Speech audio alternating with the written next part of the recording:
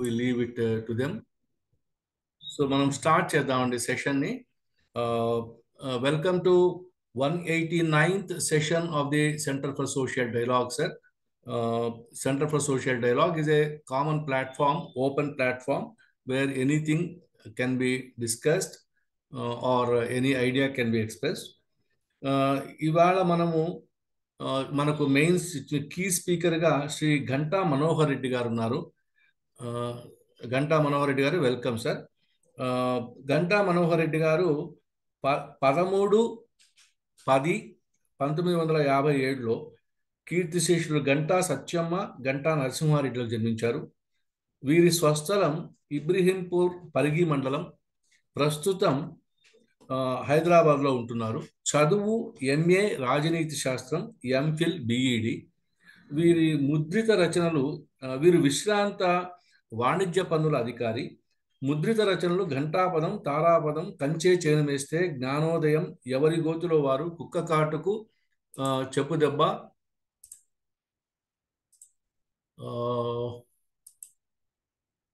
అలాగే కుక్క చావు చస్తావు జాగ్రత్త, జాతకం కథ, తర్వాత ధనం మూలమిదం జగత్ కథ, అలాగే మైగాడ్ కథ, ఘంటారావం కవిత్వం. ఇది వీరి ఇప్పటిదాకా కాంట్రిబ్యూషన్స్.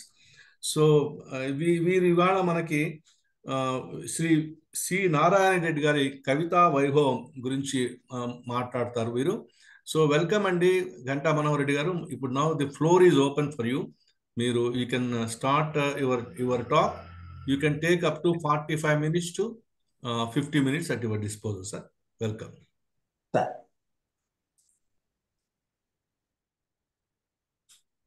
వినబడుతుందా సార్?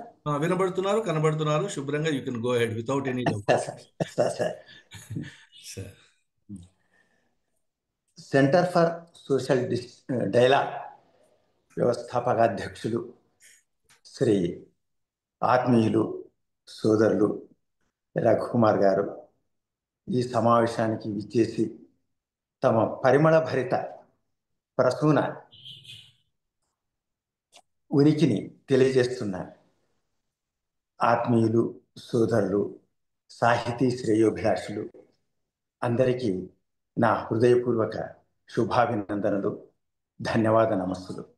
ముందుగా శ్రీ రఘుకుమార్ గారికి ఈ అపూర్వమైనటువంటి అవకాశం, ఎందుకంటే ఈ కార్యక్రమంలో పాల్గొనాలని, ఈ సంస్థ ద్వారా ఏదో నాకు తోచిన 4 విషయాలు 10 మందితో పంచుకోవాలనే ఒక కోరిక చాలా రోజుల నుంచి ఉంది. ఆ కోరిక ఈరోజు నెరవేర్చడానికి ప్రేరకులైన రఘుకుమార్ గారికి నా హృదయపూర్వక ధన్యవాద నమస్సులు తెలియజేస్తున్నాను. పోతే డాక్టర్ సి నారాయణ రెడ్డి గారి కవితా వైభవం ఈనాటి మన ప్రసంగ అంశం. నిజానికి డాక్టర్ సి నారాయణ రెడ్డి గారిని ఒక 45 నిమిషాలు, ఒక గంటనో 2 గంటలు, ఒక రోజుకు పరిమితం చేస్తూ ప్రసంగించే కాన్వాసు కాదు వారి సాహితీ సేవ కానివ్వండి, వారి సాహితీ జీవితం కానీ, వారి వ్యక్తిత్వం కానీ, వారి సాహిత్యం కానీ ఒక విస్తృతమైనది. వారు నిజానికి తెలుగు సాహితీ జగతిని శాసించారు కూడా. వారి తరువాతనే ఆధునిక తెలుగు సాహిత్యం ఒక కొత్త ఒరవడికి నాంది పలికింది. అంతటి మహనీయుడు ఆయన. అటువంటి వ్యక్తి గురించి మాట్లాడడం అనేది ఈరోజు నా అదృష్టంగానే భావిస్తున్నాను. పోతే నారాయణ రెడ్డి గారి 45 నిమిషాల్లో మొత్తం వారి జీవితాన్ని, వ్యక్తిత్వాన్ని మనం స్పర్శిస్తూ వెళ్ళాలి. కాబట్టి వారిని గురించి వివరంగా మాట్లాడుకునే అవకాశం లేదు. కాబట్టి నేను ఈ 45 నిమిషాల్లో వారి జీవితాన్ని, వారి సాహిత్యాన్ని స్పర్శించే ప్రయత్నం చేస్తాను. డాక్టర్ సి నారాయణ రెడ్డి గారు ఉమ్మడి కరీంనగర్ జిల్లా, ఇప్పుడు అది సిరిసిల్ల, రాజన్న సిరిసిల్ల జిల్లాలో ఉంటుంది. ఆ రాజన్న సిరిసిల్ల జిల్లాలోని హనుమాజిపేట గ్రామంలో 29 జూలై 1931 సంవత్సరంలో జన్మించారు. వారి నాన్నగారి పేరు మల్లారెడ్డి గారు, వారి మాతృమూర్తి బుచ్చమ్మ, వారి సతీమణి సుశీల, వారికి 4 కూతుళ్ళు. గంగ, యమున, సరస్వతి, కృష్ణవేణి. పోతే నారాయణ రెడ్డి గారి విద్యాభ్యాసం అంతా దాదాపు ఉమ్మడి కరీంనగర్ జిల్లాలోనే డిగ్రీ వరకు కొనసాగింది. వారు తమ గ్రామంలో అంటే హనుమాజిపేటలో వీధి బడిలో ప్రాథమిక విద్యను పూర్తి చేసుకొని ఆ తర్వాత సిరిసిల్లాలో వారు మాధ్యమిక విద్యను, తర్వాత ఉన్నత విద్యను అంటే హై స్కూల్ విద్యను కరీంనగర్లోను, ఆ తర్వాత హైదరాబాదులోని చాదరఘాట్ కళాశాలలో ఇంటర్మీడియట్, తర్వాత ఉస్మానియా విశ్వవిద్యాలయంలో ఆర్ట్స్ కళాశాలలో తెలుగు విభాగంలో వారు బిఏ చదివారు. నిజానికి బిఏ చదువుల దాకా వారు ఉర్దూ మాధ్యమంలోనే తమ చదువును కొనసాగించారు. అది మనం గుర్తుపెట్టుకోవాల్సిన విషయం. ఎందుకంటే ఒక ఉర్దూ మాధ్యమం ద్వారా బయటకు వచ్చిన వ్యక్తి ఎప్పుడు 2 సంవత్సరాలు ఎంఏ తెలుగు మాధ్యమంలో చేసి ఒక విస్తృతమైనటువంటి తెలుగు సాహిత్యానికి ఒక అధినాయకుడిగా వారు వికసించాడు, విరాజిల్లాడు అంటే అది సాధారణమైనటువంటి అంశం కాదు అని మనం చెప్పుకోవచ్చు. అదే ఉస్మానియా విశ్వవిద్యాలయంలో వారు తమ పరిశోధనా గ్రంథాన్ని, పిహెచ్డి పరిశోధన గ్రంథాన్ని ఆధునికాంధ్ర కవిత్వం, సంప్రదాయములు, ప్రయోగములు అనే అంశం మీద వారు తమ పిహెచ్డిని కూడా పూర్తి చేశారు. ఆ సంప్రదాయాలు అనే అనడంలోనే తమ ముందు మాటలో వారు ఒక మాట రాస్తారు, ఒక పద్యంలో రాస్తారు నారాయణ రెడ్డి గారు. అంత కడివెడు పాలపై ఒకంత మీగడ పేరినట్టుగా, అంత కడివెడు పాలపై ఒకంత మీగడ పేరినట్టుగా మనకు మిగులును మంచి అది ఏ సంప్రదాయం అంటారు డాక్టర్ సి నారాయణ రెడ్డి గారు తన యొక్క పరిశోధనా గ్రంథంలో. అలా వారు తన పరిశోధనా గ్రంథాన్ని పూర్తి చేసిన తర్వాత సికింద్రాబాదులో తమ ఉద్యోగ ప్రస్థానాన్ని ప్రారంభించి అధ్యాపకుడిగా, తర్వాత నిజాం కళాశాలలో ఆనక వారు ఆర్ట్స్ కళాశాలలో ఆచార్యులుగా తమ ఉద్యోగాల్ని వారు నిర్వహించడం జరిగింది. ఆ తర్వాత వారు తమ ఉద్యోగాల్ని నిర్వహించడం కాకుండా అనేకమైనటువంటి పదవులకు ఒక ప్రకాశవంతమైనటువంటి పరిమళాన్ని అద్దిన వ్యక్తి డాక్టర్ సి నారాయణ రెడ్డి గారు. అధికార భాషా సంఘం అధ్యక్షుడిగా, తర్వాత పొట్టి శ్రీరాములు తెలుగు విశ్వవిద్యాలయం ఉపకులపతిగా, డాక్టర్ బిఆర్ అంబేద్కర్ విశ్వవిద్యాలయ ఉపకులపతిగా, రాష్ట్ర ఆనాటి ఉమ్మడి ఆంధ్రప్రదేశ్ రాష్ట్ర సాంస్కృతిక సలహాదారుగా, సాంస్కృతిక మండలి అధ్యక్షుడిగా, తర్వాత రాజ్యసభ సభ్యులుగా, చివరిదాకా ఆంధ్ర సారస్వత పరిషత్తు అధ్యక్షులుగా, ఇలా అనేక రకాలైనటువంటి పదవుల్ని, నిజానికి పదవులు భరించాయి అనడం కంటే పదవులకు వారు వన్నె తెచ్చారు, వారు ప్రకాశాన్ని అద్దారు అని మనం చెప్పుకోవచ్చు. ఇకపోతే వారి పురస్కారాల గురించి మనం మాట్లాడుకోవాలంటే ఆంధ్రప్రదేశ్ సాహిత్య అకాడమీ పురస్కారం, వారి మంటలు మానవుడి గ్రంథానికి కేంద్ర సాహిత్య అకాడమీ పురస్కారం, రాజాలక్ష్మి పురస్కారం, సోవియట్ నెహ్రూ పురస్కారం, పద్మవిభూషణ్, పద్మశ్రీ, ఉస్మానియా విశ్వవిద్యాలయం, ఆంధ్ర విశ్వవిద్యాలయం, డాక్టర్ బిఆర్ అంబేద్కర్ విశ్వవిద్యాలయం, తెలుగు విశ్వవిద్యాలయం, నాగార్జున విశ్వవిద్యాలయం, మీరట్ విశ్వవిద్యాలయం, ఇలా అనేకమైనటువంటి విశ్వవిద్యాలయాలు వారిని డాక్టరేట్ పురస్కారాలతో డాక్టర్ సి నారాయణ రెడ్డి గారిని సన్మానించారు. బోయి భీమన్న పురస్కారం, తర్వాత వారికి కళా ప్రపూర్ణ పురస్కారం, చివరికి వారికి సాహిత్య జీవన సాఫల్య శిఖరాగ్ర పురస్కారంగా జ్ఞానపీఠ పురస్కారం వారిని హస్తినాపురం నుంచి వెతుక్కుంటూ వచ్చి ఆ జ్ఞానపీఠ వారి ఇంట కొలువుదేరింది. అంతటి ఒక గొప్ప సాహితీవేత్త డాక్టర్ సి నారాయణ రెడ్డి గారు. పోతే వారి రచనల గురించి చెప్పుకోవాలంటే వారి రచనల్లో వారికి జ్ఞానపీఠ బహుమతిని సంప్రాప్తింపజేసినటువంటి రచన విశ్వంభర. దాని గురించి తర్వాత మనం ప్రస్తావిద్దాం. విశ్వంభర, తర్వాత ముఖామికి, తర్వాత భూగోళమంత మనిషి, కర్పూర వసంతరాయలు, విశ్వనాథ నాయకుడు, నాగార్జున సాగరం, తేజస్సు, నా తపస్సు, నా రణం మరణంపైనే. ఇలా అనేకమైనటువంటి దాదాపు 60 పైగా రచనలు చేశారు. ఈ 60 రచనలు 18 సంపుటాలుగా వెలువడడం అది మనం చూసాం. ఇవే కాకుండా అనేకమైనటువంటి నృత్య నాటికలు, అనేకమైనటువంటి నాటికలు, వ్యాసాలు, మందార మకరందాలు అనే గ్రంథాలు, ఇలా అనేకమైనటువంటివి వారు రచించడం జరిగింది. ఇకపోతే నారాయణ రెడ్డి ఒక సినీ కవిగా మనకందరికీ సురపరిచితులే. నిజానికి ఒక మేధావిగా, ఒక సాహితీవేత్తగా సాహితీ జగతిని ఎంతగా ఓలలాడించాడో, సాహితీ జగతి హృదిని ఎంతగా ఉర్రూతలిగించాడో, ఒక సినీ కవిగా సాధారణ జనాన్ని అంతకంటే రెట్టింపు రీతిలో, స్థాయిలో ఉర్రూతలిగించాడు. ఈరోజు నారాయణ రెడ్డి గారి పేరు మారుమూల గ్రామాల్లో కూడా మారుమోగిపోతుంది అంటే వారి సినీ గీతాల ప్రభావం. నిజానికి నారాయణ రెడ్డి గారు సినీ గీతాలకు సహితం ఒక కావ్య గౌరవాన్ని కల్పించినటువంటి వ్యక్తి ఆయన. నిజానికి అంతకుముందు సినీ గీతాలకు కావ్య గౌరవం ఉందో లేదో, కానీ నారాయణ రెడ్డి గారు ఒక కావ్య గౌరవాన్ని తీసుకురావడం అనేది జరిగింది. ఇకపోతే నారాయణ రెడ్డి గారికి నిజానికి సాహిత్య ప్రేరణ ఎలా జరిగింది, అసలు ప్రేరణ ఎక్కడి నుంచి వచ్చింది అనే విషయాన్ని మనం ఒక్కసారిగా ఆలోచిస్తే, నారాయణ రెడ్డి గారు 1931 సంవత్సరంలో జన్మించినప్పుడు ఆ దశాబ్దం అనుకోండి, ఆ పరిస్థితి, ఆ సమయం అనేది ఒక ఉద్విగ్నమైనటువంటి సమయం.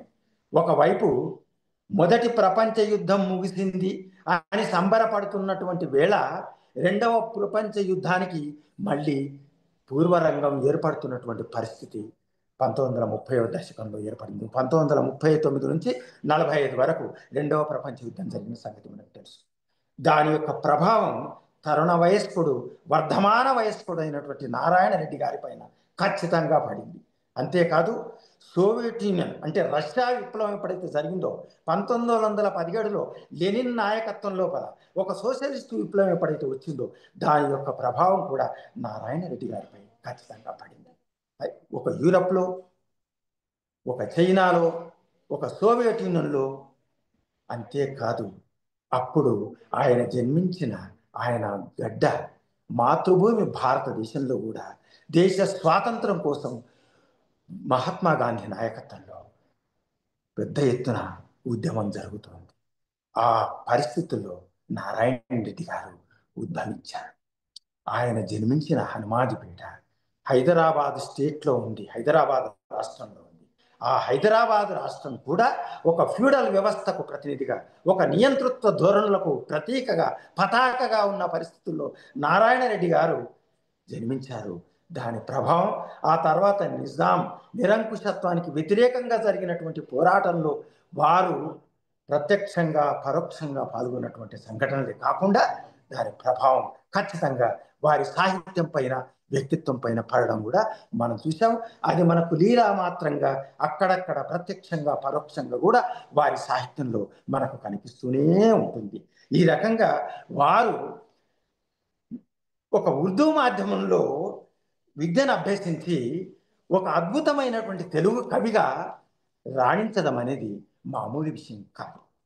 ఇకపోతే నారాయణ రెడ్డి గారి కవితా వైభవాన్ని గురించి మనం చర్చించాలంటే వారిని మొట్టమొదటిగా మనం తెలుసుకోవాల్సినటువంటి అంశం విశ్వంభర. విశ్వంభరలో వారు ఒక మానవుడిని ఒక ప్రధాన కథానాయకుడిగా చిత్రీకరిస్తూ విశ్వంభర ఆవిష్కరించారు.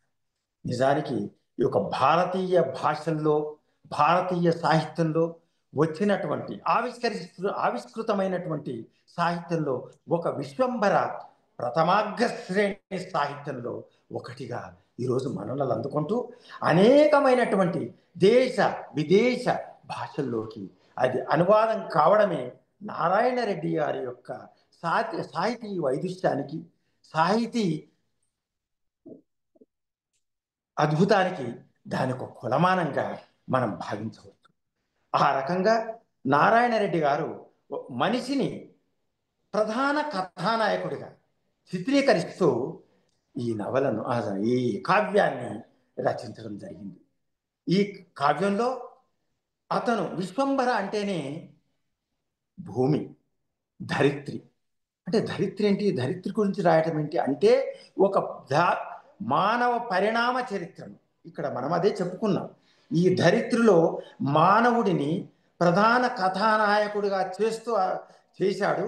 అంతేకాకుండా ఈ విశాల విశ్వాన్ని ఏం చేశాడు, ఒక రంగస్థలంగా తీర్చిదిద్దాడు. ఆ విశాల రంగస్థలంలో మానవుడిని కథానాయకుడిగా చేసి మొత్తం ప్రకృతిని ఒక నేపథ్యంగా తీసుకొని ఆ విశ్వంభరను రాయడం జరిగింది. ఆ విశ్వంభరను చదువుతూ వెళ్తుంటే మనం ఒక తాత్వికమైనటువంటి, ఒక వైజ్ఞానికమైనటువంటి, ఒక కళాత్మకమైనటువంటి చింతనను నారాయణ రెడ్డి గారి ఆవిష్కరించినటువంటి తీరు చాలా అద్భుతంగా మనకు గోచరిస్తూ వస్తుంది. ముఖ్యంగా దాంట్లో ప్రపంచ ప్రగతిశీల పరిణామ గతిని ప్రభావితం చేసిన ప్రపంచ ప్రఖ్యాత ప్రాచుర్య వ్యక్తుల్ని కొంతమందిని ఆ కావ్యంలో ఉటంకించారు నారాయణ రెడ్డి గారు. వాటిల్లో ప్రధానంగా మొట్టమొదటిగా మనకు అలెగ్జాండర్ కనిపిస్తాడు, అలాగే క్రీస్తు కనిపిస్తాడు, ఒక సోక్రటీస్ కనిపిస్తాడు, ఒక లింకన్ కనిపిస్తాడు, ఒక లెనిన్ కనిపిస్తాడు, ఒక మార్క్స్ కనిపిస్తాడు, ఒక అశోకుడు కనిపిస్తాడు, ఒక బుద్ధుడు కనిపిస్తాడు, ఒక గాంధీ కనిపిస్తాడు. ఏమిటి వీళ్ళని ఎందుకు తీసుకోవాల్సి వచ్చింది ఈ విశ్వంభరలో అని అన్నప్పుడు మనం బాగా లోతుగా వెళ్ళి విశ్వంభరను మనం చదవగలిగినప్పుడు వీళ్ళ యొక్క ప్రాధాన్యతను వారు ఎంత అద్భుతంగా, అంటే మనిషి యొక్క అరిషడ్ వర్గాల గుణాలకి ప్రతీకలుగా వర్ణిస్తూనే మనిషిలోని ద్వైతీభావాలను, ఆకాంక్షలని, అనుమానాల్ని, అనేక రకాలైనటువంటి ప్రవృత్తుల్ని వీళ్ళకు ఆపాదిస్తూ ఈ వీళ్ళను తీర్చిదిద్దడం జరిగింది. ఒక అలెగ్జాండర్ ప్రపంచ విజేత, అంటే ఒక ఆకాంక్షలకు ప్రతినిధి. అతను ప్రపంచాన్ని జయించాలని ఎక్కడో గ్రీక్ దేశం నుంచి మొత్తానికి మన జీలం నది దాకా, మన భారతదేశం దాకా జయించి వచ్చిన వ్యక్తి చివరికి సాధించింది ఏమిటి అని నారాయణ రెడ్డి గారు తన కవితలు చెప్తూ ఒక మనిషి యొక్క ఆశను, మనిషి యొక్క ఆకాంక్షలకు ప్రతినిధిగా ఈ అలెగ్జాండర్ను వర్ణించడం జరుగుతుంది. అట్లాగే ఒక జీసస్ క్రీస్తును అతను ఒక దయకు, ఒక కరుణకు, ఒక క్షమా గుణానికి ఒక ప్రతినిధిగా, ఒక పతాకగా మనకు విశ్వంభరలో నారాయణ రెడ్డి గారు ఆవిష్కరించడం జరిగింది. ఇకపోతే సోక్రటీస్ను తీసుకుంటున్నప్పుడు సోక్రటీస్ను ఒక తాత్విక చింతనకు, అంటే ప్రపంచంలో పరిణామశీలత్వంలో తాత్విక చింతన ఏ రకంగా అభివృద్ధి చెందుతూ వచ్చి అది మానవ యొక్క పరిణామ గతిశీలతను, పరిణామ జీవితాన్ని, చైతన్యాన్ని ఏ రకంగా అభివృద్ధి చేసింది, ఏ రకంగా ముందుకు తీసుకెళ్ళగలిగింది అనే ఒక తాత్విక చింతనకు సోక్రటీస్ను, ఎందుకంటే సోక్రటీస్ అనేది ప్రశ్నల పరంపర, అమ్ముల పొది. సోక్రటీస్ ప్రతి చోట చెప్తాడు, ప్రశ్నించడం మానవుని యొక్క ప్రాథమిక హక్కు అంటాడు. అందుకే నారాయణ రెడ్డి ఒక చోట అంటాడు, ప్రశ్నేం చేస్తుందనుకోకు, అది ప్రపంచాన్ని పెకిలిస్తుంది. ప్రశ్నేం చేస్తుందనుకోకు, అది ప్రపంచాన్ని పెకిలిస్తుంది. పుకారే కదా అనుకోకు, అది పునాదులను కూల్చేస్తుంది అంటాడు. ఆ రకంగా దీన్ని బహుశా ఆ సోక్రటీస్ యొక్క తాత్విక చింతన పునాది నుంచి నారాయణ రెడ్డి గారు సేకరించి తన కవితా భవనాన్ని నిర్మించారేమో అనిపిస్తుంది. ఆ రకంగా వారి కవితల నిండా ఈ తాత్విక చింతన మనకు అనేక మార్లు ఉటంకిస్తున్నటువంటి సందర్భాలు ఉంటాయి. ఆ రకంగా ఒక సోక్రటీస్ను మనకు విశ్వంభరలో మనకు పరిచయం చేస్తారు. ఇకపోతే లింకన్ ఎప్పుడైతే ఒక స్వేచ్ఛ, ఒక సమానత్వానికి ఒక ప్రతీకగా నారాయణ రెడ్డి గారు వర్ణించడం జరిగింది. అదే రకంగా లెనిన్ సమతావాదానికి పతాకగా ఎప్పుడైతే ప్రపంచంలో మొట్టమొదటిసారిగా సామ్యవాద భావజాలానికి పునాది వేసి దానిని విజయవంతంగా ఒక ఉద్యమంగా నడపడమే కాకుండా దానికి ఒక ఆకృతిని, దానికి ఒక ప్రకృతిని కల్పించి దాన్ని ఒక రాజ్యాధికార వ్యవస్థగా తీర్చిదిద్దినటువంటి ఘనత ఒక లెనిన్కు దక్కుతుంది. అది మొట్టమొదటి సామ్యవాద ఆకాంక్షకుల కాంక్షగా మనం చూస్తాము. కాబట్టి ఆ సోవియట్ యూనియన్ యొక్క లెనిన్ను ఈ విశ్వంభరలో నారాయణ రెడ్డి గారు తన యొక్క కవిత్వంలో అద్భుతంగా ఆవిష్కరించడం జరిగింది. అదే రకంగా అసలు లెనిన్ యొక్క ఆకాంక్షలు అనుకోండి, ఈనాటి సామ్యవాద భావాల ఆకాంక్షలకు అన్నిటికీ పునాది తత్వం ఎక్కడ నుంచి వచ్చింది? Karl Marx. ఆ కార్ల్ మార్క్స్ ను ఇక్కడ విశ్వంభరలో ప్రధాన ప్రాతిపదిక తాత్విక చింతనాపరుడిగా నారాయణ రెడ్డి గారు స్వీకరించి దాన్ని కూడా తన విశ్వంభరలో తీసుకోవడం అనేది. అట్లాగే ఇక భారతదేశానికి వస్తే నారాయణ రెడ్డి గారు ఒక బుద్ధుడిని తీసుకున్నాడు. బుద్ధుడు ఏమిటి?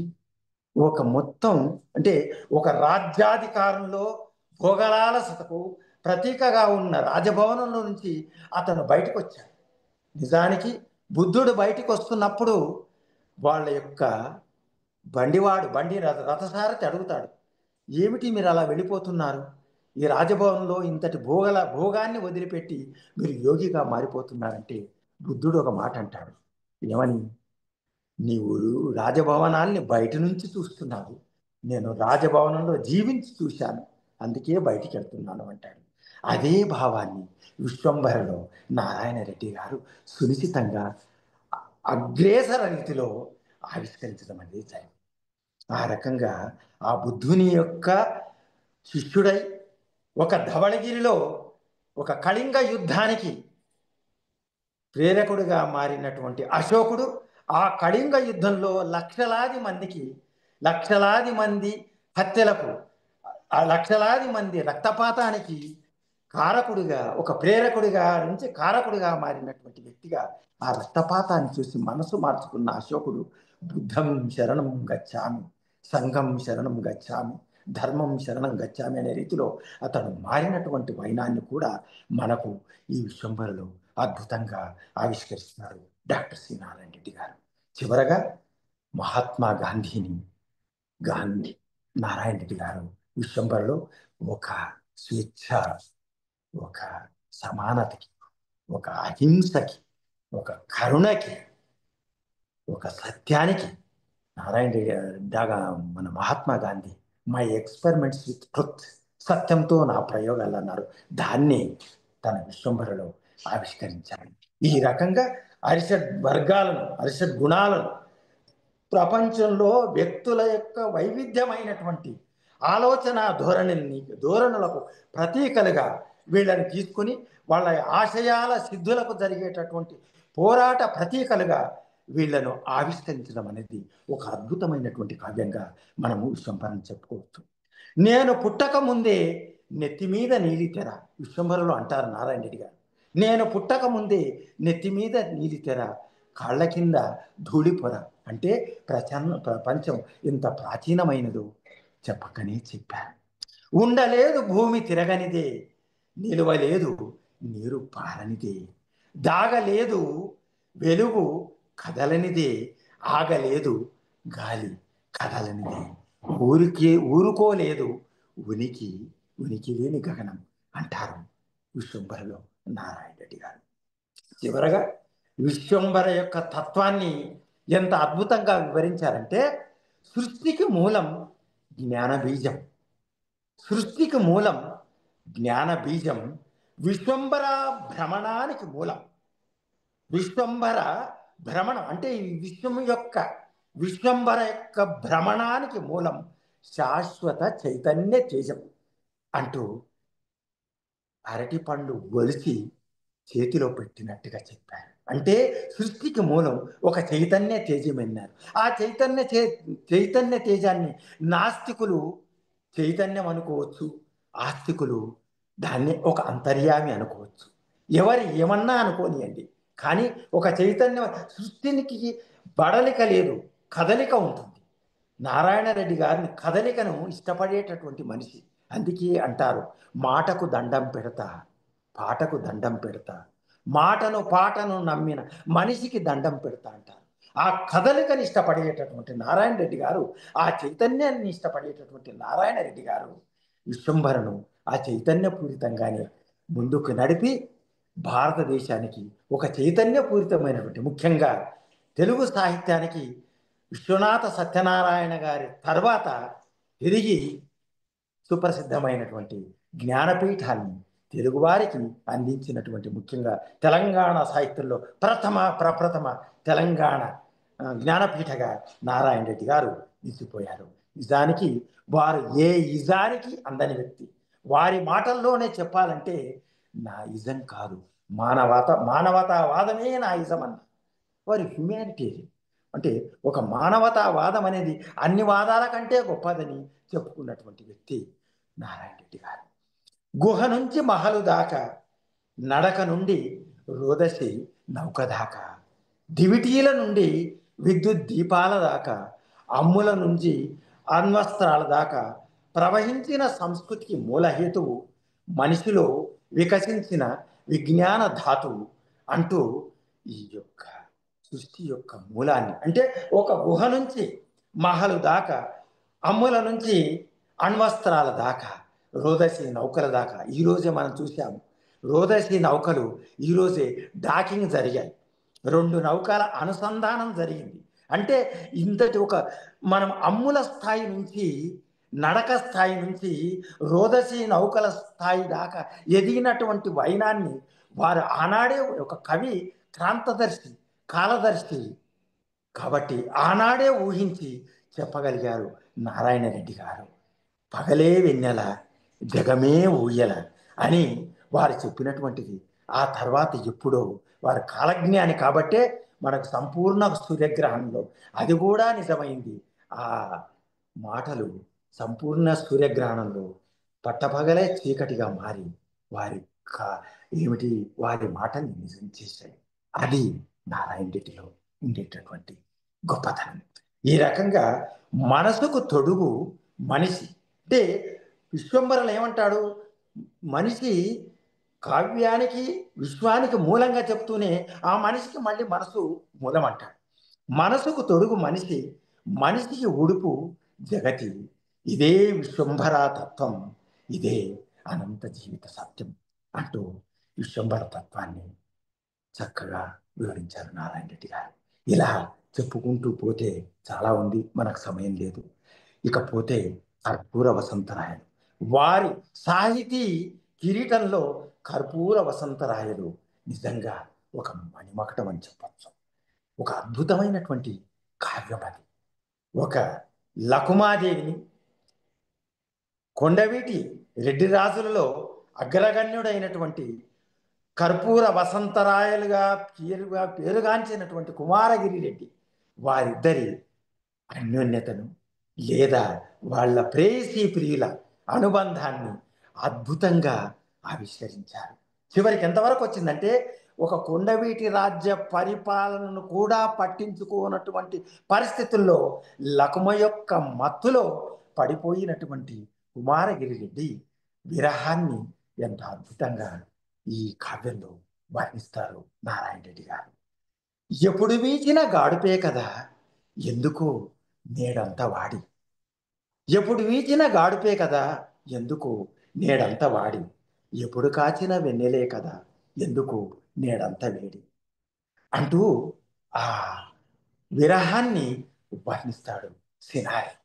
అట్లాగే ఆయన విరహంలో లకుమ గురించి ఎంత చెప్తా అంటే ఆమె నిద్రపోతున్నప్పుడు కలగనిందంట.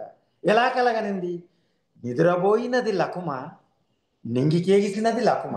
అంటే నిద్రపోయి నింగికేసింది అంటే కలలో ఆమె విహరిస్తుంది. ఆ విహరిస్తూ ఎక్కడ వెళ్ళింది? ఆమె రాజభవనానికి వెళ్ళింది. అంతటి అద్భుతమైనటువంటి శృంగారాన్ని వర్ణిస్తాడు. చివరికి అది ఏం జరిగిందో, ఒక పట్టమహిషి లకుమను వేడుకొని ఆయన యొక్క అంటే ఆమె పట్ల అనురాగంతో మహారాజు రాజ్యపాలనను నిర్లక్ష్యం చేస్తున్నాడని లకుమను వేడుకున్న తర్వాత లకుమ రాజ్యం కోసం తనను త్యాగం చేసుకున్నటువంటి వైనాన్ని అద్భుతంగా ఈ కర్పూర వసంతరాయలో నారాయణ రెడ్డి గారు తన కవితా వైభవాన్ని అద్భుతంగా వివరించడం జరిగింది. అదే రకంగా నాగార్జున సాగరంలో కూడా ఒక శిల్పి నాగార్జున కొండ, ఇప్పుడు నాగార్జున కొండ నాగార్జున సాగరంలో మధ్యలో ఉంది. ఆ నాగార్జున కొండ ఒకప్పుడు నాగార్జున ఆచార్య నాగార్జునుడు బౌద్ధ మతావలంబకుడు చివరికి అక్కడ పద్మదేవుడు అనే ఒక శిల్పి అతని ప్రేమలో పడినటువంటి శాంతిశ్రీ కథానాయిక, పద్మదేవుడు కథానాయకుడు అక్కడ ఆ సంఘ ఆరామాధ్యక్షుడికి, అతడు ఆ సంఘ ఆరామాధ్యక్షుడు బౌద్ధ మతానికి ప్రాధాన్యత ఇచ్చేవాడు, శిల్పి తన యొక్క ప్రేమకు కళలకు ప్రాధాన్యత ఇచ్చేవాడు. వీరిద్దరి మధ్యన నలిగిపోయినటువంటి వ్యక్తి పద్మదేవుని ప్రేమకై ఆశించి చివరికి ఆమె తన ప్రేమను త్యజించినటువంటి వ్యక్తి కథానాయక శాంతిశ్రీ. ఆ ప్రేమను అద్భుతంగా మనకు ఈ నాగార్జున సాగరంలో వివరించడం జరుగుతుంది. చివరికి చాలామంది కవులు అన్నట్టుగా నాగార్జున కొండ మునిగిపోవచ్చు, కృష్ణానది మునిగిపోవచ్చు, నిజానికి నాగార్జున వైభవం మునిగిపోవచ్చు, కానీ నారాయణ రెడ్డి గారు రాసినటువంటి నాగార్జున సాగరం మాత్రం ఆచార్య నాగార్జునుని అక్కడ జరిగినటువంటి ఆనాటి సంఘటనల్ని, ముఖ్యంగా ఇక్ష్వాకు రాజుల యొక్క వైభవాన్ని అద్భుతంగా అజరామరం చేసింది, చిరస్థాయిగా నేర్పడం అనేది జరిగింది. ఈ రకంగా అనేకమైనటువంటి రచనలు నారాయణ రెడ్డి గారు చేశారు. ఇకపోతే నారాయణ రెడ్డి గారి వచన కవితలు గురించి మనం చర్చించినట్లయితే వారు మొట్టమొదటిసారిగా తన అధికార భాషా సంఘాధ్యక్షుడైనప్పుడు ఒక కవిత రాస్తారు. అది చాలా సందర్భాల్లో వారు ఉటంకించడం జరిగింది. తన యొక్క ఎంత ఎదిగినా కూడా మూలాల్ని మర్చిపోయినటువంటి వ్యక్తి కవి నారాయణ రెడ్డి గారు. ఎవరేమని తిడుతున్నా ఈ వేషం బాగున్నది, ఎంతగా దిగబడుతున్నా ఈ దేశం బాగున్నది, కాళ్ళు రెండు విరిగిపోయి కదలని గతిలో ఉన్న ముందుకు సాగండి అనే సందేశం బాగున్నది, నిన్న నిన్న రేపు రేపు నేటిపైన అసలు చూపు అందిందల్లా స్వాహ అవకాశం బాగున్నది. పేరేమో సింగిరెడ్డి నారాయణ రెడ్డి గాని, పేరేమో సింగిరెడ్డి నారాయణ రెడ్డి గాని కులంకీళ్లు విరిచే నా కళానికి సన్మానం అంటూ అద్భుతంగా తన కళాని గురించి చెప్తాడు. చివరికి ఏమంటాడు, తన తల్లిదండ్రులకు తన యొక్క ఔన్నత్యాన్ని అంకితమిస్తూ ఏం చెప్తాడు అక్కడ, ఎవరికీ సన్మానం ఎందులకీ సన్మానం, చెట్టంతటి పేరొందిన చిగురికి సన్మానం, అమ్మగా సింగిరెడ్డి బుచ్చమ్మగా కమ్మగా నడగని పెంచిన హనుమాజి పేటకి సన్మానం, ఏడుగురు పాలేర్లున్న పదరాని మానాయన మల్లన దున్నిన రేగడి మట్టికి సన్మానం అంటూ తన యొక్క తల్లిదండ్రుల యొక్క ఔన్నత్యాన్ని అద్భుతంగా ఈ కావ్యంలో తన కవిత్వంలో చిత్రీకరించారు. అట్లాగే ఒక ఎవరేమని తిడుతున్నా ఈ వేషం బాగున్నది, ఎంతగా దిగబడుతున్నా ఈ దేశం బాగున్నది, ఇది ఒక వ్యంగ్యార్థంలో వాడుకున్నటువంటి కవిత.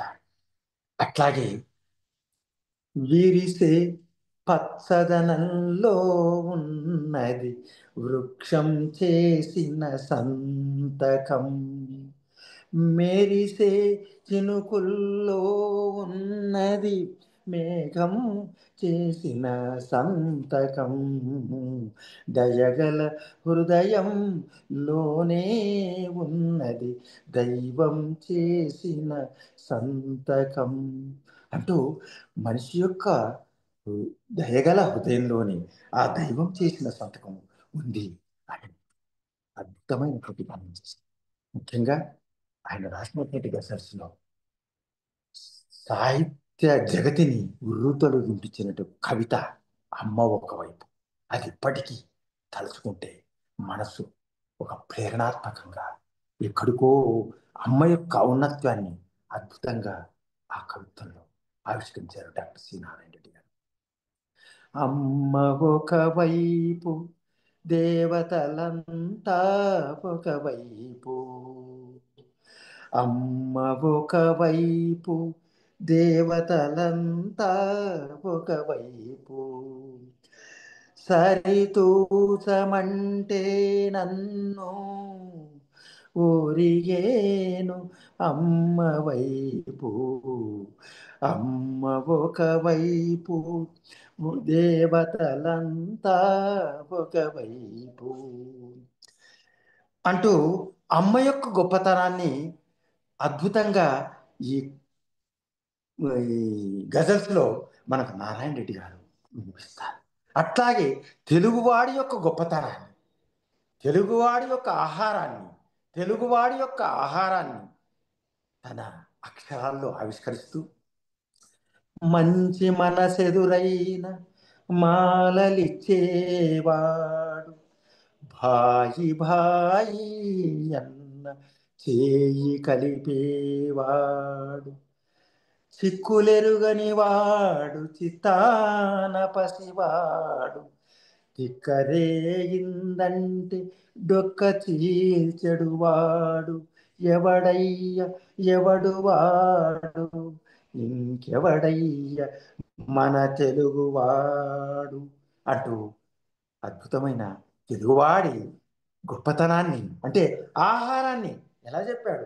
పంచభక్షములు కంచాన వడ్డింప, గోంగూరకై గుటకలేయువాడు, ఎవడయ్య పంచకట్టుట యందు ప్రపంచాన మునగాడు, పంచభక్షములు తన కంచాన వడ్డింప, గోంగూరకై గుటకలేయువాడు, ఎవడయ్య ఎవడు వాడు, ఎవడయ్య మన తెలుగువాడు అంటూ చెప్పడమే కాదు, శాలివాహనుల గడ్డ, కాకతీయుల గడ్డ, పల్లెలో ఢిల్లీలో పెద్ద గద్దెల నేలి పెరుగాంచిన వాడు, ఎవడయ్య ఎవడు వాడు, ఇంకెవడయ్య మన తెలుగువాడు అంటూ తెలుగువాడి పంచకట్టును, ఆహారాన్ని, గోంగూర పచ్చడిని అంత అద్భుతంగా చిత్రీకరించడం ఆయనకే చెల్లింది.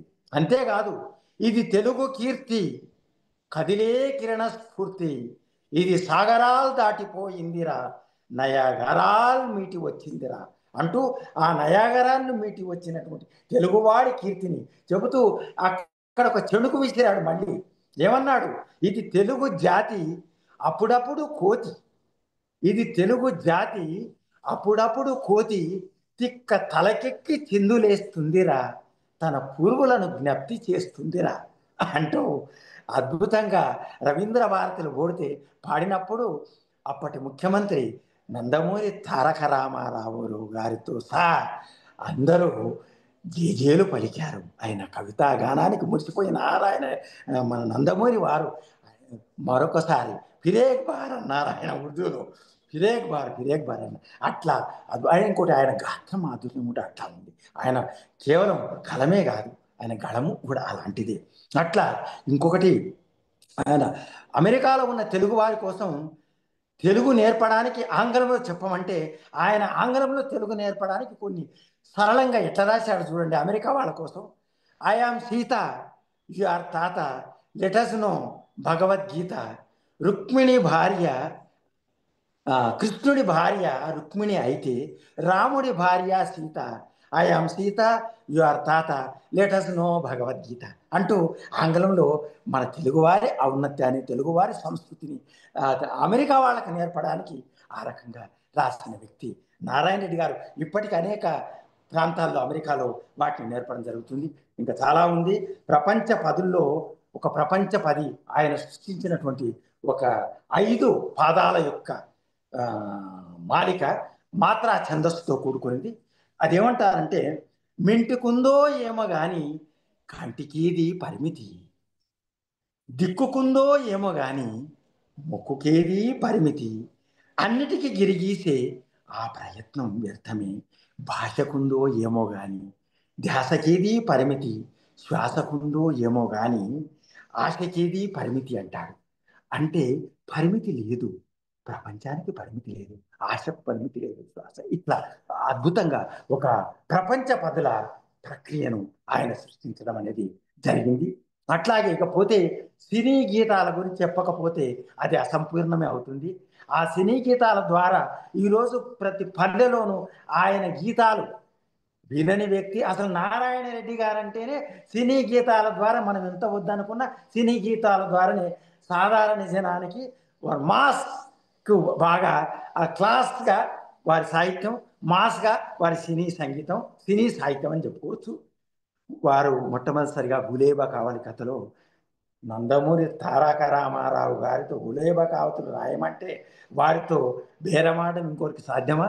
అన్ని పాటలు రాయమంటేనే నేను రాస్తాను, ఒకటి అర రాయమంటే నా వల్ల కాదు అని ఖరాఖండిగా చెప్పిన నారాయణ రెడ్డి గారు అలాగే బ్రదర్ అని నందమూరి వారంటే ఇలాగే రాసిస్తాను అంటూ అన్ని పాటలు రాసి మొత్తానికి నన్ను నా ఎవరు జమున గారికి రాశారు కానీ అది బహుశా నందమూరి వారి నన్ను దోచుకుందు వాటి వన్నెల దూరస అని కాదు, నన్ను దోచుకుందువా నారాయణ రెడ్డి గారు అని బహుశా నందమూరి వారు అనుకున్నారేమో. అంతటి అద్భుతంగా నన్ను దోచుకుందు అనే పాటలతో ప్రారంభించి 3000 పైగా సినీ గీతాలు రచించడం నారాయణ రెడ్డి గారికే చెల్లింది. వారు విశ్వవిద్యాలయ ఆచార్యులుగా పనిచేస్తూనే శని ఆదివారాల్లో అప్పటి మద్రాసు రాష్ట్రం వెళ్ళి అక్కడ కూర్చొని ఆ 2 రోజుల్లో తన యొక్క సాహితీ సినీ గీతాల పరిపూర్తికి చేసి దానికి రూపకల్పన చేసి తిరిగి సోమవారం నాటికి ఉద్యోగం వచ్చి ఆనాటి విశ్వవిద్యాలయ ఉపకులపతి జగన్మోహన్ రెడ్డి గారు వారికి పాటలు కావాలో పాఠాలు కావాలో తీర్చుకోమనండి అంటే నాకు 2 కావాలి అని ఆ రకంగా 2 గుర్రాల స్వారీ చేసినటువంటి వ్యక్తి నారాయణ రెడ్డి గారు.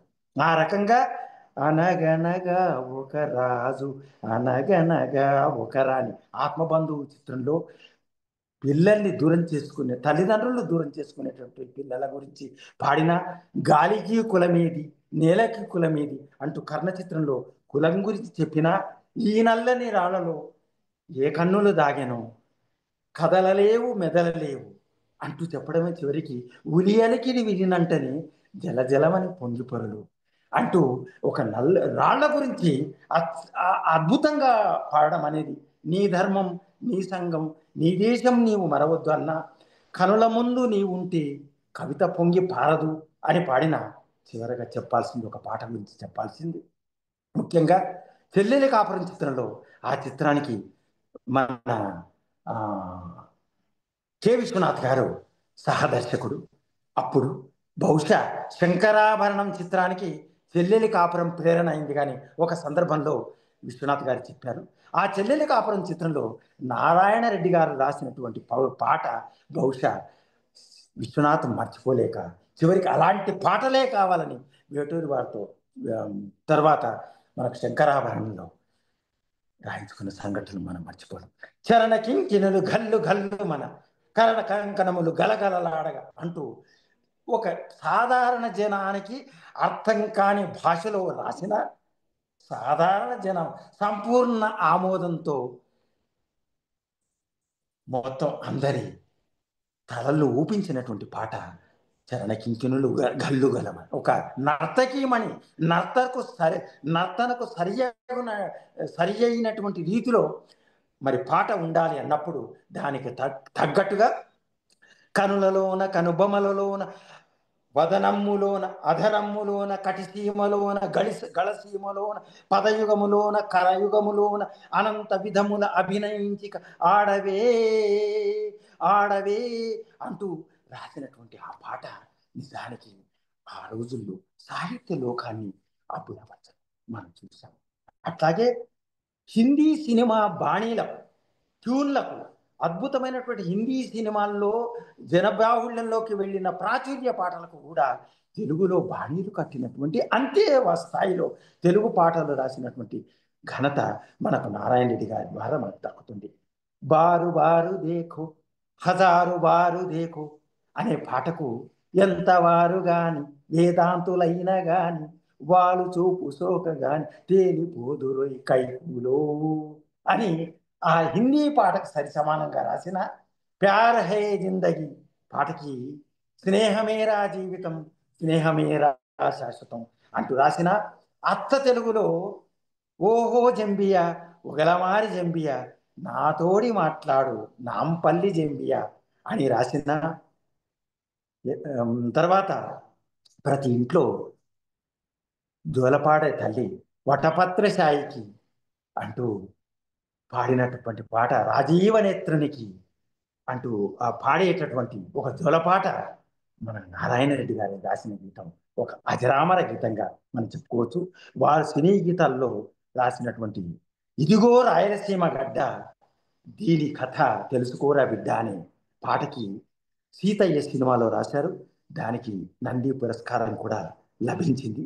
ఈ రకంగా చివరికి వారు మన ఇది ఆ, అరుంధతి సినిమాలో జేజమ్మ పాట ఇలా అనేకమైనటువంటి పాటలు రాసిన ముఖ్యంగా నారాయణ రెడ్డి గారు ఒక పాట నారాయణ రెడ్డి గారికి మిగతా కవితలకు ఉన్నటువంటి గొప్ప ఒక విశేషం ఒక వైవిధ్యత ఏంటంటే వారు ఒకటే పాటలో వైవిధ్యమైనటువంటి అంశాలని లేదా విరుద్ధమైనటువంటి గుణాల్ని విరుద్ధమైనటువంటి భావాల్ని వ్యక్తీకరించడం నారాయణ రెడ్డి గారి కళానికి రెండు పార్శ్వాలు రెండు కోణాలు ఉన్నాయి. అది మనం నారాయణ రెడ్డిలో గొప్ప ఏంటంటే ముఖ్యంగా మనకు ఒక అంచుకోట సినిమాలో రాజుగారు ఒక రాజస గుణానికి ప్రతీక, రాజుగారి బావమరిది వారు తామస గుణానికి ప్రతీక. వీరిద్దరి గురించి ఒకటే పాటలో ఇద్దరి నర్తకీమణులు పాట రాయాలి. ఇది ఇద్దరు ముగ్గురికి కవులకు అడిగితే ఎవరు చేతులు ఎత్తేస్తారు అందరూ. ఈ పాట ఒకటే పాటలో భిన్న వ్యక్తిత్వాన్ని ఆవిష్కరించడం అంత సులభ సాధ్యం కాదండి. రాయడం అని చేతులు ఎత్తేస్తే నారాయణ రెడ్డి గారి రాసిన పాట అది నా భూతో నా భవిష్యత్తు రెండు ప్రవృత్తులు. అది తామస గుణాన్ని రాజస గుణాన్ని ఎంత అద్భుతంగా వీరు వర్ణించారు. సరేరు అంటే ఇక్కడ ఏంటి మొదలు రాజస గుణాన్ని వర్ణించారు. సరిలేరు నీకెవ్వరు నరపాల సుధాకర సరిలేరు నీకెవ్వరు సుర వైభవాన భాసుర కీర్తిలోన సరిలేరు నీకెవ్వరు నరపాల సుధాకర్ సరిలేరు నీకెవ్వరు. ఇక తామస గుణం సరిలేరు నీకెవ్వరు రతిరాజ సుందర సరిలేరు నీకెవ్వరు సరిలేరు నీకెవ్వరు రతిరాజ సుందర సరిలేరు నీకెవ్వరు సిరిలోన గాని మొగ సిరిలోన గాని. ఇది తామస గుణం. మళ్ళా ఇక్కడికి రాజస గుణానికి వచ్చేమంటాడు ప్రజలను నీ కంటి పాపలుగా కాచి పరరాజులదరంగ కరవాలమును దూచి శాంతిని వెలయించి మంచిని పూయించి శాంతిని వెలయించి మంచిని పూయించి జగతిని లాలించి పాలించినావు సరిలేరు నీకెవ్వరు నరపాల సుధాకర్ సరిలేరు నీకెవ్వరు. ఇక తామస గుణం మరుడి తొందర సేయ విరిబోణులను మరుడి తొందర సేయ విరిబోణులను మధువే పొంగులు వార మనసార తూగాడి నవ్వులు పూయించి మూవలు పలికించి యౌవన వీణను కావించినావు సరిలేరు నీకెవ్వరు రతిరాజ సుందర సరిలేరు నీకెవ్వరు. చూడండి ఇద్దరి నర్తకి మనులు ఒక ద్వంద్వ ప్రవృత్తుల్ని ఏ రకంగా ఆవిష్కరించారు. ఇలా చాలా ఉన్నాయి. ఎన్నాళ్ళు వేచిన హృదయం ఈనాడే ఎదురవుతుంది. దాంట్లో కూడా ఇద్దరు గుడిలోన నారాజు కొలువై ఉన్నాడు. అది కూడా దిన ప్రవృత్తిని ఆవిష్కరించారు. నారాయణ రెడ్డి గారు కవిత్వం గురించి కవి గురించి అన్నాడు. కప్పి చెప్పేవాడు కవి, విప్పి చెప్పేవాడు మర్షకుడు అన్నాడు. ఆయనలో కవి ఉన్నాడు, ఈ విమర్శకుడు దాగి ఉన్నాడు. కాబట్టి అంత అద్భుతమైనటువంటి కవిత్వాన్ని ఆయన సృష్టించాడు. ముఖ్యంగా నారాయణ రెడ్డి కవితా వైభవం కాదు, ఆయన వక్తృత్వ వైభవం కూడా అలాంటిది. వారు అయస్కాంత శక్తి ఉంది వారి మాటలకి, వారి చమత్కృతి, అద్భుతమైనటువంటి శబ్దస్ఫూర్తి, వారు ఎందుకంటే వారు పాటలో తెలుగు జాతి మనది, నిండుగా వెలుగు జాతి మనది అనగలడు. ఆ తర్వాత 2 రాష్ట్రాలు విడిపోయిన తర్వాత అదే పాటను తెలుగు జాతి మనది, రెండుగా వెలుగు జాతి మనది అని సమర్థించుకోగలిగినటువంటి శబ్ద స్ఫూర్తి కలిగినటువంటి వ్యక్తి నారాయణ రెడ్డి గారు. వారి స్వాభిమానానికి ప్రత్యేకనిచ్చాడు. అందుకే అన్నారు, స్వాభిమానం సజాతి లక్షణం, నిరభిమానం నిర్వీర్య లక్షణం, దురభిమానం ధూర్త లక్షణం అని చెప్పి చివరికి అనేక కొత్త బంధాలను సృష్టించినటువంటి వ్యక్తి. సమయం అయిపోయినట్టుంది. ఒక 2-3 నిమిషాలు మాట్లాడచ్చా లేదా ముగించమంటే ముగిస్తాను సార్? మాట్లాడండి. అదే కానీ నేను ముగిస్తాను. నాకు అదే అంటున్నా. అదే మాట్లాడండి, ఎందుకంటే మీరు చాలా మునిగిపోయినారు దాంట్లో. Just swimming into the sea of Narayana Reddy. ధన్యవాదాలు సార్. అయిపోయింది, 2-3 నిమిషాలు ముగిస్తాను. అయితే మొత్తానికి ఆ స్వాభిమానం అంటే ఆ పదాలు రవీంద్ర భారతిలో అనేక సంబంధాలు ఆయన మాట్లాడుతున్నటువంటి తీరు ఉంటుంటే అసలు తెలుగు నిఘంటువుకే వారొక నిఘంటువేమో అనిపిస్తుంది. అంత అద్భుతంగా పదబంధ సృష్టి చేసేవాడు ఆయన. స్వాభిమానం సజాతి లక్షణం, దురభిమానం ధూర్త లక్షణం, నిరభిమానం నిర్వీర్య లక్షణం అని చెప్పారు. కొన్ని సందర్భాల్లో మన సభ జరిగేటప్పుడు అంతకుముందు ఏమనేవాళ్ళు, జ్యోతి ప్రజ్వలనం అనేవాళ్ళు. సభలో జ్యోతి వెలిగిస్తే జ్యోతి ప్రజ్వలనం అంటే నారాయణ కాదు కాదు, జ్యోతి ప్రజ్వలనం అనొద్దు. ప్రజ్వలం అంటే అది నకారాత్మక పదం, ప్రజ్వలిస్తుంది, అది మంచి పదం కాదు. జ్యోతి ప్రకాశనం అనండి, దీప ప్రకాశనం అనండి అని ఈరోజు ప్రతి సభలో దీప ప్రకాశనం, జ్యోతి ప్రకాశనం అని అంటున్నారు. అంటే ఒక కొత్త వరవడిని సృష్టించినటువంటి వ్యక్తి నారాయణ రెడ్డి గారు. అట్లాగే వారు జీవన సాఫల్య పురస్కారంగా, వినబడుతుందా సార్ మీకు? వినబడుతుంది. మధ్యన ఫోన్లు వస్తున్నాయి అవాంతరాలు, నేను ఇలాగే కొనసాగిస్తాను 2 నిమిషాలు. అయితే వారు ఇంకొకటి ఏంటంటే ఈ లైఫ్ టైం అచీవ్మెంట్ అవార్డు అనేది ఉంది ఆంగ్లంలో. దానికి తెలుగులో సమానార్థకమైనటువంటి పదాన్ని నారాయణ రెడ్డి గారే సృష్టించారు. ఇప్పటికీ అది మనం అదే వాడుతున్నాం. జీవన సాఫల్య పురస్కారం అనేది నారాయణ రెడ్డి గారు సృష్టించిన పదం. ఇప్పటికీ అందరికీ జీవన సాఫల్య పురస్కారాలే ఇస్తున్నాం. అట్లాగే నారాయణ రెడ్డి గారి గురించి ఈ విషయం చెప్పకపోతే మనం నారాయణ రెడ్డి గారికి అన్యాయం చేసిన వాళ్ళే మొత్తం. ఇప్పుడు ట్యాంక్ బండ్ అంటున్నాం. నందమూరి వారిద్దరికి మధ్య ఉండే సాన్నిధ్యం గురించి చెప్పాలంటే ఒకరోజు సరిపోదు, అది ఎప్పుడైనా మనం మాట్లాడుకోవచ్చు. వారిద్దరి మధ్య, ఎందుకంటే ఒక చిన్న సంఘటన చెప్తాను. నందమూరి వారు రాష్ట్ర ముఖ్యమంత్రి, నారాయణ రెడ్డి గారు తెలుగు విశ్వవిద్యాలయానికి ఒక ఉపకులపతి మాత్రమే. ఒకసారి గండిపేట కుటీరంలో నారాయణ రెడ్డి గారు నందమూరిని కలవడానికి వెళ్ళినప్పుడు నందమూరి వారు బయటికి వచ్చి నారాయణ రెడ్డి గారి డోరు తలుపు తెరిచారు. ఇది నేను చెప్పిన మాట కాదు, సాక్షాత్తు రవీంద్ర భారతిలో నారాయణ రెడ్డి గారి నోటి నుంచి ఉటంకించబడిన మాట. నందమూరి వారు వచ్చి నారాయణ రెడ్డి గారు తలుపు తెరిచి రండి బ్రదర్ అన్నారట. నారాయణ రెడ్డి గారు ఏమన్నారు తెలుసా? ఆ మహానుభావుడు రాష్ట్ర ముఖ్యమంత్రి, నేను మామూలు తెలుగు విశ్వవిద్యాలయ ఉపకులపతిని మాత్రమే. తెలుగు ఇది నాకిచ్చిన గౌరవం కాదు, తెలుగు భారతికి నందమూరి వారిచ్చిన గౌరవం అని నారాయణ రెడ్డి గారు గర్వంగా చెప్పుకున్నారు. నందమూరి వారు యొక్క కోరిక మేరకు ట్యాంకు బండుకు నారాయణ రెడ్డి గారి పేరు మార్చారు. అది చాలా మందికి తెలియదు. అదేంటో తెలుసా? తెలుగు వెలుగుల మూర్తి నిక్షిప్త కళా ప్రాంగణం. ట్యాంకు బండు పేరు తెలుగు వెలుగుల మూర్తి నిక్షిప్త ప్రాంగణం అని పేరు పెట్టారు. ఎందుకు పెట్టాడు? ఆ ట్యాంకు బండు మొత్తంగా తెలుగు వెలుగుల స్ఫూర్తి నింపినటువంటి కళామూర్తుల యొక్క విగ్రహాల్ని నెలకొల్పారు.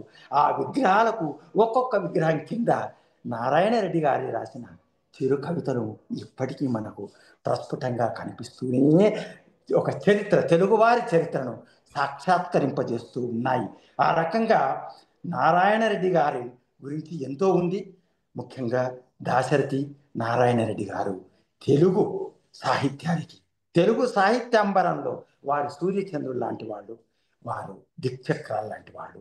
ఆ రకంగా ఆధునిక తెలుగు సాహిత్యాన్ని నడిపించినట్టు గొప్ప వ్యక్తులు వారిద్దరు. వారు ఒక రకంగా జంట కవులు అని చెప్పొచ్చు. చిన్నప్పుడు వారు బాల్యంలో విద్యార్థి దశలో అనేకమైనటువంటి కవితలు జంటగా రాసిన సందర్భాలు ఉన్నాయి. చివరగా ముగిస్తూ ఒక మాట చెప్తాను. ముఖ్యంగా ఈ తరం వాళ్ళు కవి సమ్మేళనం జరుగుతుందంటే అప్పటికప్పుడు వచ్చి అలవోగా కవిత రాశానండి, ఇప్పటికిప్పుడే 2 నిమిషాల్లో కవిత రాస్తాను. కవిత రాయడం ఎంతసేపు అండి? అంటూ రాసి అప్పటికప్పుడే సభలో కవితలు చదువుతారు. వాళ్లకు కనువిప్పు కలిగేలా నారాయణ రెడ్డి గారు ఒక మాట అన్నారు. రాసింది ఏదైనా ఒక రాశిగా పోస్తుంటాను, రాసింది ఏదైనా ఒక రాశిగా పోస్తుంటాను, జల్లెడ ఊపులా కాగిన సరికే ఇస్తుంటాను అంటారు. అంటే ఆషామాషిగా రాయను, రాసి పెట్టుకొని రాశిగా పోసి దాన్ని జల్లెడబట్టి ఆ జల్లెడ ఊపుల కాగిన కవిత మాత్రమే మీకు అందిస్తానయ్యా అని చెప్పారు. ఇది వర్ధమాన కవులు గుర్తుంచుకోవాల్సినట్టు అవసరం. వారిని గుర్తుపెట్టుకొని వారిని ప్రేరణగా తీసుకొని మనం రాసిన దాన్ని ఎన్ని మజిలీల ద్వారా వెళ్ళాలి, ఎన్ని మార్పులు చేసుకోవాలి, ఎన్ని సవరణలు చేసి చివరకు వివరాలు ఇవ్వాలి అనే విషయాన్ని మనం గుర్తించవలసినటువంటి అవసరం ఉంది. ఈ రకంగా నన్నయ్య నుంచి నారాయణ రెడ్డి గారి దాకా అని ఈరోజు ప్రతి ఒక్కరు అంటున్నారంటే అది నారాయణ రెడ్డి గారికి ఇక అంతకు మించిన గొప్ప గౌరవం ఏముంది. అది మనం నారాయణ రెడ్డి గారికి ఇచ్చే గౌరవం, ఒక నివాళిగా చెప్పాలి. నారాయణ రెడ్డి గారు వారి మాటల్లో చెప్పాలంటే చివరగా బ్రతికి చనిపోయేవారు మూర్తి శేషుడు, బ్రతికిన చనిపోయేవారు మూర్తి శేషులు, చనిపోయి బతికేవారు కీర్తి శేషులు. నారాయణ రెడ్డి గారు చనిపోయిన బతికిన కీర్తి శేషుడు, వారి కీర్తి శేషంగా మనకు మిగిలే ఉంది. కన్ను మూసే వరకు కళాన్ని నిద్రపోనీయకు, ఇది నా కవిత.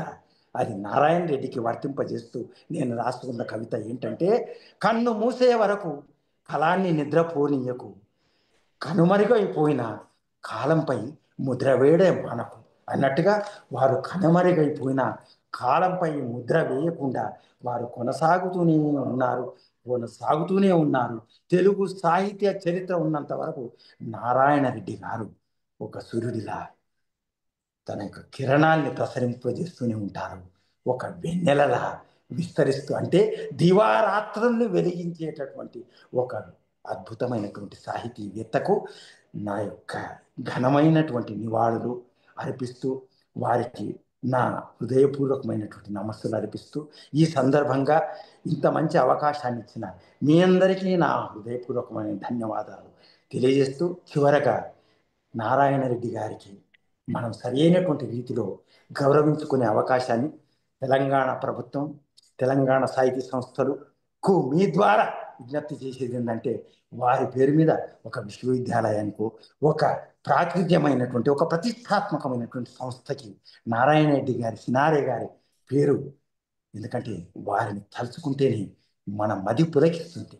కాబట్టి వారి రాళ్లల్లోనే రత్నాలు పలికించినటువంటి మనిషి. ఆ సాహితీ రత్నానికి మన సగౌరవమైనటువంటి నివాళి అర్పించుకోవాలంటే ఒక ప్రతిష్టాత్మకమైనటువంటి సంస్థకి గౌరవ సూచకంగా వారిని పేరును మనం ఏది పెట్టుకునే అవకాశాన్ని మీ ద్వారా ప్రభుత్వానికి విన్నవిస్తూ మరొక్క మారు మీ అందరికీ నా హృదయపూర్వకమైన ధన్యవాదాలు. Excellent sir, excellent. మీరు మాట్లాడలేదు, మీరు వర్చువల్గా ఏంటంటే మునిగిపోయారు. జస్ట్ మీరు అసలు ఆ నారాయణ రెడ్డి కవిత్వంలో మునిగి తేలుతున్నారు. ఒక్కోసారి మునకే నయమనుకోవో అనేలాగా. అంత అద్భుతంగా మాట్లాడారు, అంత ప్యాషనేట్ గా మాట్లాడారు, అంత దాని ఏమంటారంటే నారాయణ రెడ్డి గారిని మీలో ఆవహించుకున్నారు ఒక రకంగా చెప్పాలంటే. చాలా అద్భుతమైనటువంటి సంభాషణ. ఇది మేము ఖచ్చితంగా సెంటర్ ఫర్ సోషల్ డైలాగ్ తరఫున మీకు నేను ధన్యవాదాలు చెప్తున్నాను. చాలా గొప్ప ప్రసంగం ఇది. మాకు తెలుసు నారాయణ రెడ్డి గారిని ఒక గంటలో కాదు, అలా ఒక 6-7 గంటలు వరుసగా మాట్లాడినా కానీ ఆయన కవిత్వం యొక్క సంపూర్ణ ఆవిష్కరణ జరగదు, సాధ్యం కాదు. తెలుగులో కొంతమంది ఉన్నారు గొప్ప కవులు, ఒక 10 మంది. వాళ్ళ గురించి ఎంత మాట్లాడుకున్నా కాలం అలా గడిచిపోతూ ఉంటుంది. సో మీరు నారాయణ రెడ్డిని వాళ్ళ ఆవిష్కరించిన తీరు మాత్రం అద్భుతం, అమోఘం. అయితే చర్చను యాజ్ ఇట్ ఈస్గా ప్రతిసారి ప్రారంభించినట్టే ఒక ట్రెడిషన్ ప్రకారం మేము పెట్టుకున్న ట్రెడిషన్ ప్రకారము ప్రొఫెసర్ బాలమోహన్ గారి దాస్తో ఇనిషియేట్ చేస్తాం. ప్రొఫెసర్ బాలమోహన్ దాస్ గారు, former vice chancellor of Nagarjuna university. So sir, please start the dialogue. మన భాషలో చెప్పాలంటే డైలాగ్. నమస్కారం రవికుమార్ గారు. మీరున్నట్లుగా మనోహర్ రెడ్డి గారు మనోహరంగా చెప్పారు. అందులో సినారే గారి గురించి. సినారే గారు వారిని ఆహ్వానించడమే కాకుండా మనందరిని కూడా ఆహ్వానించేట్లుగా చేశారు. మనోహర్ రెడ్డి గారికి ధన్యవాదాలు. వారికి నేను వైస్ ఛాన్సలర్గా పనిచేసిన నాగార్జున యూనివర్సిటీ వారు కూడా ఒక డీలిట్ ఇవ్వటం నాకు ఎంతో సంతోషమైన విషయం. ఆ విషయం నాతోనే వారు చెప్పారు. నాకు వారితో 3 సార్లు కలిసే భాగ్యం కలిగింది. 1973లో వారు ఉస్మాన్ యూనివర్సిటీలో ఉన్నప్పుడు మా ఆంధ్ర విశ్వవిద్యాలయానికి ఒక ఎక్స్పర్ట్గా వచ్చారు. ఒక చాలా పెద్ద కమిటీ. అప్పుడు బుల్లయ్య గారు వైస్ ఛాన్సలర్ గారు. బుల్లయ్య గారు నన్ను పిలిచి సినారే గారిని నువ్వు చూసుకోవాలన్నారు నన్ను. సో 1 రోజు పాటు ఆయనతో గడిపే అవకాశం నాకు కలిగింది. ఆ తదుపరి 2006 ఏప్రిల్లో ఢిల్లీ తెలుగు అకాడమీ వారు ఒక అవార్డు ఇచ్చారు నాకు. అది ఉగాది పురస్కారం. రవీంద్ర భారతిలో వారి చేతుల మీదుగానే తీసుకున్నాను. మరలా 2008లో అదే రవీంద్ర భారతిలో నాకు విశాల భారతి గౌరవ పురస్కారం అని ఆయనే ఇచ్చారు. ఆయన ఇస్తూ అన్నారు, మా బాలమోహన్ దాస్ ఎప్పుడూ బాలుడే, ఆ బాలుడిగానే ఉంటావయ్యా నువ్వు అని నన్ను పర్సనల్గా ఆశీర్వదించారు. వారిని గురించి మీరు మాట్లాడుతుంటే నా మనస్సు కూడా పులకరించింది. నాలాగే చాలా మందికి పులకరించుంటుంది. మా రవికుమార్ గారు నవ్వుతూనే ఉన్నారు. అది తెలిసిపోతుంది, ఆయన చెప్పక్కర్లా, నేను చెప్తున్నానేమో తెలియదు.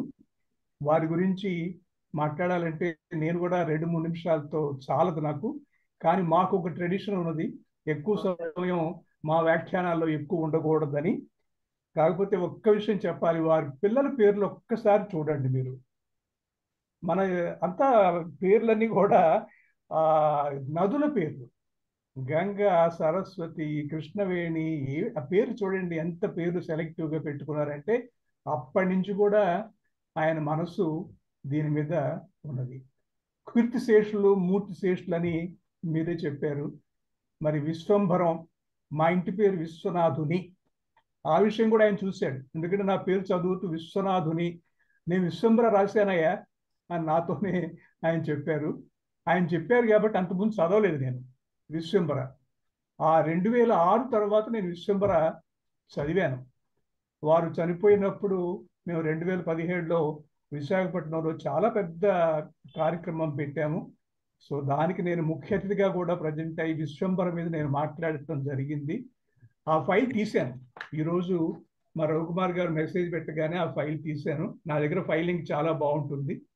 మనోహర్ రెడ్డి గారు ట్యాక్స్ కలెక్షన్ ఎట్లా చేస్తారు, కమర్షియల్ ట్యాక్స్ ఆఫీసర్ అన్నారు. మీరు విశ్వనాథ్ గారి గురించి ఆయన గురించి చెప్తే చాలు, విశ్వంభర్ చెప్పేసి ట్యాక్స్ ఎక్కువ వచ్చేస్తుంది మీకు. బహుశా అంత బాగా చేస్తారేమో. చాలా మాట్లాడవచ్చు కానీ చాలా సంతోషం. కానీ ఒక్క విషయం చెప్పాలి, రాజు రాణి పదాలకు ఆ అర్థం రాకుండా పూరించండి అని చెప్పారట. ఎవరో అడిగారట. రాజు రాణి ఆ పదాలకు అర్థం రాకుండా పూరించాలి. సినారే గారు ఏం చెప్పారో తెలుసా? ఏదైనా రాజుకుంటేనే కదా రాణిస్తుంది, ఏదైనా రాజుకుంటేనే కదా రాణిస్తుంది. ఎంత బాగా చెప్పారో చూడండి. ఆయన గురించి చేర అంటారు. ఇప్పటి కవుల్లో నారాయణ రెడ్డి గారికి ఉన్నంత శబ్ద స్ఫూర్తి ఉన్నవాళ్ళు ఎక్కువ మంది లేరు. శబ్ద స్ఫూర్తి అంటే శబ్ద సంపద ప్లస్ స్ఫూర్తి. అంతేకాదు ఆ శబ్దాలను అతికే శక్తి మహోద్భుతమైనది. శబ్దాలకు రంగు, రుచి, వాసన కలిగించే ఆల్కెమీ ఏదో సినారే దగ్గర ఉంది.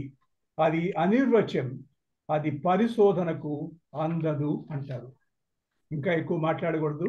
ధన్యవాదాలు. Thank you sir.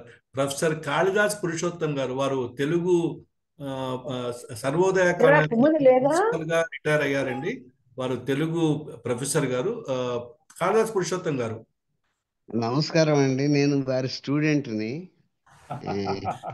ఉస్మానియాలో చదివాను. గొప్ప అధ్యాపకులు. క్లాస్లో మాత్రం ఎప్పుడు పాడేవారు కాదు, అలా రుచి చూపించకూడదు అనేవారు. కానీ ఎప్పుడైనా ఒకసారి ఒక చరణం చదివి మళ్ళా మామూలు వచనప్రాయంగా చదివేవారు. విద్యార్థులంటే చాలా ప్రేమ అండి. అదే నేను చెప్పదలుచుకున్న వాటిలో పాఠం చెప్పడమే కాకుండా విద్యార్థులంటే చాలా ప్రేమ. ఆయన తరచూ సినిమాల వల్ల క్లాసుకు రాలేకపోయేవారు మేము చదువుకునే రోజుల్లో. మళ్ళా ప్రైవేట్ క్లాసులు అవి పెట్టి చేసేవారు. విద్యార్థులంటే ఎంతకాలం అయినా కూడా దాదాపు 30 సంవత్సరాలైనా గుర్తుపట్టగలిగి పేరు పెట్టి పిలిచి దగ్గరికి పిలిచి మాట్లాడేవాడు. అలాంటి ఇది ఉండేది. తర్వాత ఈ ఈ కొన్ని ఇవి లేవు, చాలా ఇదిగానే ఉండేవారు, ప్రేమగా. లౌకికం అనేది కూడా విద్యార్థుల పట్ల లేకుండా ఉండేవాళ్ళు. మేము 64లో చదివాం అనుకోండి. 64 తర్వాత పిహెచ్డి కూడా నన్ను వారు ఆంధ్ర తెలుగు నవలల్లో గార్హ్యస్థ జీవితం అని సజెస్ట్ చేశారు. గార్హ్యస్థ జీవితం, గృహ జీవితం, అందులో గురదాడు కూడా వస్తాడని. ఆయన అలా గురదాడు మీద చేయడానికి వీలు కాదంటే తర్వాత నేనేదో మాకు రామరాజు గారు మళ్ళీ ఇట్లా వెంకటగిరి సంస్థాన చరిత్ర మీద చేయించారు అనుకోండి. ఈ ప్రేమ చాలా ఎక్కువ. నా కొడుకు ఒకసారి ఆ రోడ్లో పోతూ ఎవరో ఇల్లు అడుగుతున్నాడు, ప్రొఫెసర్ గారి ఇల్లు. ఆయన దగ్గరికి వెళ్ళి అడిగాడు. అడిగితే ఎవరంటే నేను ఇట్లా నెల్లూరు మరి పురుషోత్తం వాళ్ళ అబ్బాయి అంటే కారులో పిలిచి వాళ్ళ ఇంట్లో వదిలి రమ్మన్నట్టు. నాకు ఆశ్చర్యం వేసింది అలాంటి సౌమనస్యం ఉండడం. మేము సరే మేము సినిమా పిచ్చి కాబట్టి బాగా ఆ రోజుల్లో ఆయన అంటే హీరోలా, అంటే అవధాని గారు, నెక్స్ట్ రామరాజు, వీరు నారాయణ రెడ్డి గారు ఉస్మానియాలో పెద్ద స్టార్స్ అన్నమాట తెలుగు డిపార్ట్మెంట్కి సంబంధించినంత వరకు. నారాయణ రెడ్డి గారు అంటే చాలా క్రేజు. అవధాని గారు కూడా అలాంటి ఒక 15 ఏళ్ళు తెలుగుదేశంలో ఇద్దరు అలాంటి ఉపన్యాసకులు అండి ఏలారు. మొత్తం స్టేట్ అంతా కూడా ఉమ్మడి ఆంధ్రప్రదేశ్లో నారాయణ రెడ్డి గారు లేకపోతే అవధాని గారు ఉపన్యాసకులు వక్తలుగా.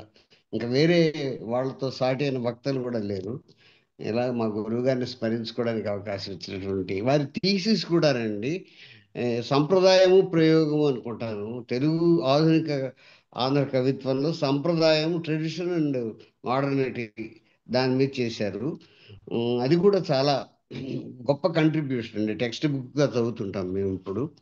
ఆయన గురజాడను రాయపురంలో ఇద్దరు గురువులు అని చెప్పారు అనుకోండి. గురజాడని చెప్పకుండా ఇద్దరు మార్గదర్శకులు చెప్పారు ఆయన థీసిస్లో. ఏదేమైనా కానీ పిహెచ్డి థీసిస్లు విపరీతంగా చదివి పాఠ్య పుస్తకంగా చదివినటువంటి వాటిలో వారిది ఒకటి. నారాయణ రెడ్డికి చాలాసార్లు అచ్చయింది కూడా అది. అది కూడా నేను గుర్తు చేసుకుంటున్నాను. నాకు అవకాశం ఇచ్చినటువంటి మీకు అందరికీ కృతజ్ఞతలు. Thank you very much. Doctor KVS గారు కెమిస్ట్రీలో ప్రొఫెసరు, మంచి సాహిత్యవేత్త సార్. డాక్టర్ కేవీఎస్ గారు అన్మ్యూట్ అవ్వాలి సార్ ప్లీజ్. నమస్కారం అందరికీ. నాకు నారాయణ రెడ్డి గారికి నేను శుశ్రూష చేసుకున్న అదృష్టం ఉంది. నాకు ఆయనకి చిన్న ప్రాబ్లం వల్ల తరగడానికి కూర్చునేవారు ఆయన. నేను తరగడా మూసుకెళ్ళేవాడిని ఎక్కడికైనా. అందరూ నవ్వేవారు, తరగడా వచ్చిందంటే నారాయణ రెడ్డి గారు వచ్చారని. ఇక నారాయణ రెడ్డి గారి గొప్పతనం ఏంటంటే 4 చాలా అద్భుతమైన అందగాడు, మంచి పాట పాడగలరు, సంగీత జ్ఞానం ఉంది. అన్నిటికన్నా పుట్టడమే గోల్డెన్ స్పూన్లో పుట్టాడు ఆయన. ఇంకా విచిత్రం ఏంటంటే అండి, నిర్మోహమాటంతో పాటు లౌక్యం. ఆయన వెనకాల పడ్డాను నేను, అయ్యా మీరు ఆస్తికురా నాస్తికురా అని. సమాధానం చెప్పేవాడు కాదు ఆయన. అలా వెనకాల పడగా మణికొంటెళ్ళి ముందు చెప్పాడు ఆయన, నేను అగ్గనాటిస్తున్నా అయ్యా అన్నాడు. అంటే ఏడు గురువు గారు అని. మనకి 2 స్తంభాలు ఉన్నాయి ఇక్కడ. ఒకటి రామారావు గారు, ఆయన పక్కా ఆస్తికుడు. రెండో వైపు నాస్తికుడు. ఈ ఇద్దరి మధ్యనే నేను ఉన్నారు కాబట్టి నేను అగ్గనాటిస్తుంది. అంత లౌకికవాద ఆయన. ఇంకా మన చాగంటి సోమయాజులు గారు అంటారండి, శ్రీశ్రీ గారు చాలా పెద్ద కవితలు రాసిన శ్రీశ్రీ కన్నా మన నారాయణ బాబే గొప్ప అంటాడు ఆయన. ఎందుకంటే శ్రీశ్రీ గారు అభ్యుదయవాదం వైపు వెళ్ళిన ఆ గణాలని అన్నిటినీ కూడా పాటించాడు ఆయన. నారాయణ రెడ్డి గారు అలా కాదండి. ఇప్పుడు పూర్వకాలం అనేవారు కదా, నన్నయ్య పద్యం, చెన్నయ్య గద్యం, నేనంటాను మా నారాయణ బాబు గజల్. ఇది కొత్త వరబడి పెట్టారు ఈయన. తర్వాత ఈయనకి యాక్చువల్గా విశ్వనాథ సత్యనారాయణ గారు కూడా ఒక బాధపడ్డారండి. ఎలాగంటే ఆయన రామాయణ కల్పవృక్షానికి అవార్డు వస్తుంది అనుకుంటే దానికి కాకుండా 1000 పడగలకి ఇచ్చారు. అలాగే గురువు గారు కర్పూర వసంతరాయలు ఎక్స్పెక్ట్ చేశారు ఈయన, కానీ విశ్వంబర్కి ఇచ్చారు. నాకు ఇప్పుడు మన మనోహర్ రెడ్డి గారిని చిన్న చిన్న నాకు డౌట్ క్లియర్ చేయమని అడుగుతాను, ఎందుకంటే మా గురువు గారు చేయలేదు క్లియర్ ఇది. ఈ విశ్వంబరం మీద ఆర్కే లక్ష్మణ్ యొక్క కామన్ మ్యాన్ ప్రభావం ఏమైనా ఉందా? అది ఒకటి మనకు కావాలి. తర్వాత ఇప్పుడు ఒకవైపు కేతు విశ్వం గారు, ఇంకోవైపు గజ్జల మల్లారెడ్డి గారు, మధ్యలో సి నారాయణ రెడ్డి గారు. ఇంకొక విచిత్రమైన విషయం ఏంటంటే సార్, అన్నిటికన్నా గొప్ప విషయం ఇది, తేటగీత మాలకిని పంచగీతగిరిగా పెట్టారు. అది అలా ఉంచితే, రెండోదండి దాసరుడి రాసినంత స్పీడ్గా తెలుగు పాటలు, సినీ పాటలు ఎవరు పాడలేరు, ఎవరు రాయలేరు. అందుకని ఈయన దాసరుడిని నా అగ్రజుడు అన్నాడు. ఈయన ఎవరిని రాయప్రోలు గారిని కానీ మరొకరు కానీ ఏమీ కాపీ కొట్టలేదు, కానీ దాసరథిని అగ్రజుడిగా నేను భావిస్తాను, అతను కాపీ కొట్టకపోయినా. అన్నిట్లుగా మీది మిక్కిలే నేను మొట్టమొదటిసారిగా ఒక కవిత రాశానండి. తినే కూటికి కులం లేదు, మంచినీటికి మతం లేదని కవిత రాశాను. నేను ఒక చిన్న పిల్లోడిని, ఆయన హిమ్మత్ పర్వతం. ఆ కవితను పట్టుకుని చేతితో ఆ గంగను పిలిచి, చూడవే వీడు ఎలా రాశాడు అని ఎంత మురిసిపోయాడో మహానుభావుడు ఆయన. అటువంటి వ్యక్తిని నేను చూడగలిగాను. నేను ఎంతో పుణ్యం చేసుకున్నటువంటి వ్యక్తిని, అటువంటి వ్యక్తి సృష్టి అయితే చేయలేకపోయాను, కానీ ఒక 15 సంవత్సరాలు ఆయన పక్కన, అంటే పక్కన 24 గంటలు కాదు, అవకాశం వచ్చినప్పుడల్లా త్యాగరాయ, అక్కడ ఏంటంటే 2 ధృవాలు ఉండేవండి. రవీంద్ర భారత్ అంటే ఎన్టీ రామారావు గారు వెళ్ళేవారు, నాగేశ్వరరావు గారు వెళ్ళేవారు కాదు. త్యాగరాయ గారి సభకి నాగేశ్వరరావు గారు వచ్చేవారు, రామారావు గారు వచ్చేవారు కాదు. కానీ 2 సభలకి పౌరోహితుడు ఈయనే, పురోహితుడు ఈయనదే. అట్లా అక్కడ ఆ సభలో కానీ ఇక్కడ ఈ సభలో కానీ. ధన్యవాదాలు స్వామి. ఈ ఒక్కటోటి వచ్చిన క్లియర్ చేస్తే I will be thankful. Thank you. Thank you sir. Lakshmi Nageswar గారు, లక్ష్మీ నాగేశ్వర్ గారు సార్, మీరు వెంకట్ కొత్తూరు గారు. నమస్కారం అండి. నమస్తే సార్. యా, మనోహర్ రెడ్డి నా మంచి మిత్రుడు. నేను మహబూబ్నగర్లో, నేను ఇప్పుడు అమెరికాలో ఉంటున్నాను. బట్ మహబూబ్నగర్లో చదువుకునే రోజుల్లో మా ఊరు దగ్గర, మెట్లకుంట దగ్గర, వాళ్ళ ఇబ్రాహీంపూర్ దగ్గరే వాళ్ళ ఊరికి. డిగ్రీలో కలిసి చదువుకున్నాము. దాని తర్వాత ఉస్మానియా యూనివర్సిటీలో నేను మాస్టర్స్ చేసేటప్పుడు నా జూనియర్గా ఉన్నారు. వారు 1 సంవత్సరం బీఈడీ అయితే చేసి వచ్చారు అక్కడికి. సో అది మా పరిచయం. ఈ మధ్యలో నేను కొంచెం సాహిత్యం పట్ల ఇంట్రెస్ట్ చూపిస్తూ కొన్ని పద కవితలు, పద్యాలు, దాని తర్వాత ఇక్కడ అమెరికాలో మా తెలుగు సాహిత్యానికి కోసం, లేకుంటే మా పిల్లలకి తెలుగుని మర్చిపోకుండా ఉండడానికి ప్రోగ్రామ్స్ చేస్తున్నప్పుడు మా టెంపుల్లో వీటిలన్నిట్లలో నేను కొంచెం పాటలు రాయడం, పద్యాలు రాయడం, ఆ ప్రస్థానంలో మళ్ళీ పునర్పరిచయం ఏర్పడింది మనోహర్ రెడ్డి తోటి.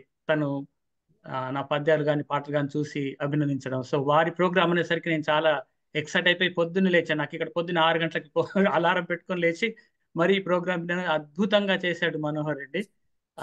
సి నారాయణ రెడ్డిని మళ్ళీ మనకు తెలుసు, వారి గురించి పునరావలోకనం చేసుకోవడం, వారి గురించి the cream of his literature ని మనకి చక్కగా చూపించారు. వారికి శుభాభినందనలు. అట్లాగే ఈ ప్రోగ్రాం నిర్వహించిన ఈ సంఘాల వాళ్ళకి నమస్కారం, కృతజ్ఞతలు. నేనండి, నాకు పిలిచారు రవికుమార్ గారు. మనోహర్ రెడ్డి గారు నారాయణ రెడ్డి గారి గురించి మనోహరంగా చెప్పారు. బాలమోహన్ దాస్ గారు అన్నట్టుగా చాలా ప్యాషనేట్ స్పీచ్. మరి అంత క్లోజ్గా ఆయన స్టడీ చేశారో, మరి ఆయన యొక్క పర్సనల్గా తెలుసో తెలియదు, వారి సాన్నిధ్యం ఏమిటో. చాలా గొప్పగా మాట్లాడారండి. అభినందనలు, చాలా బాగా చెప్పారు. Thank you very much.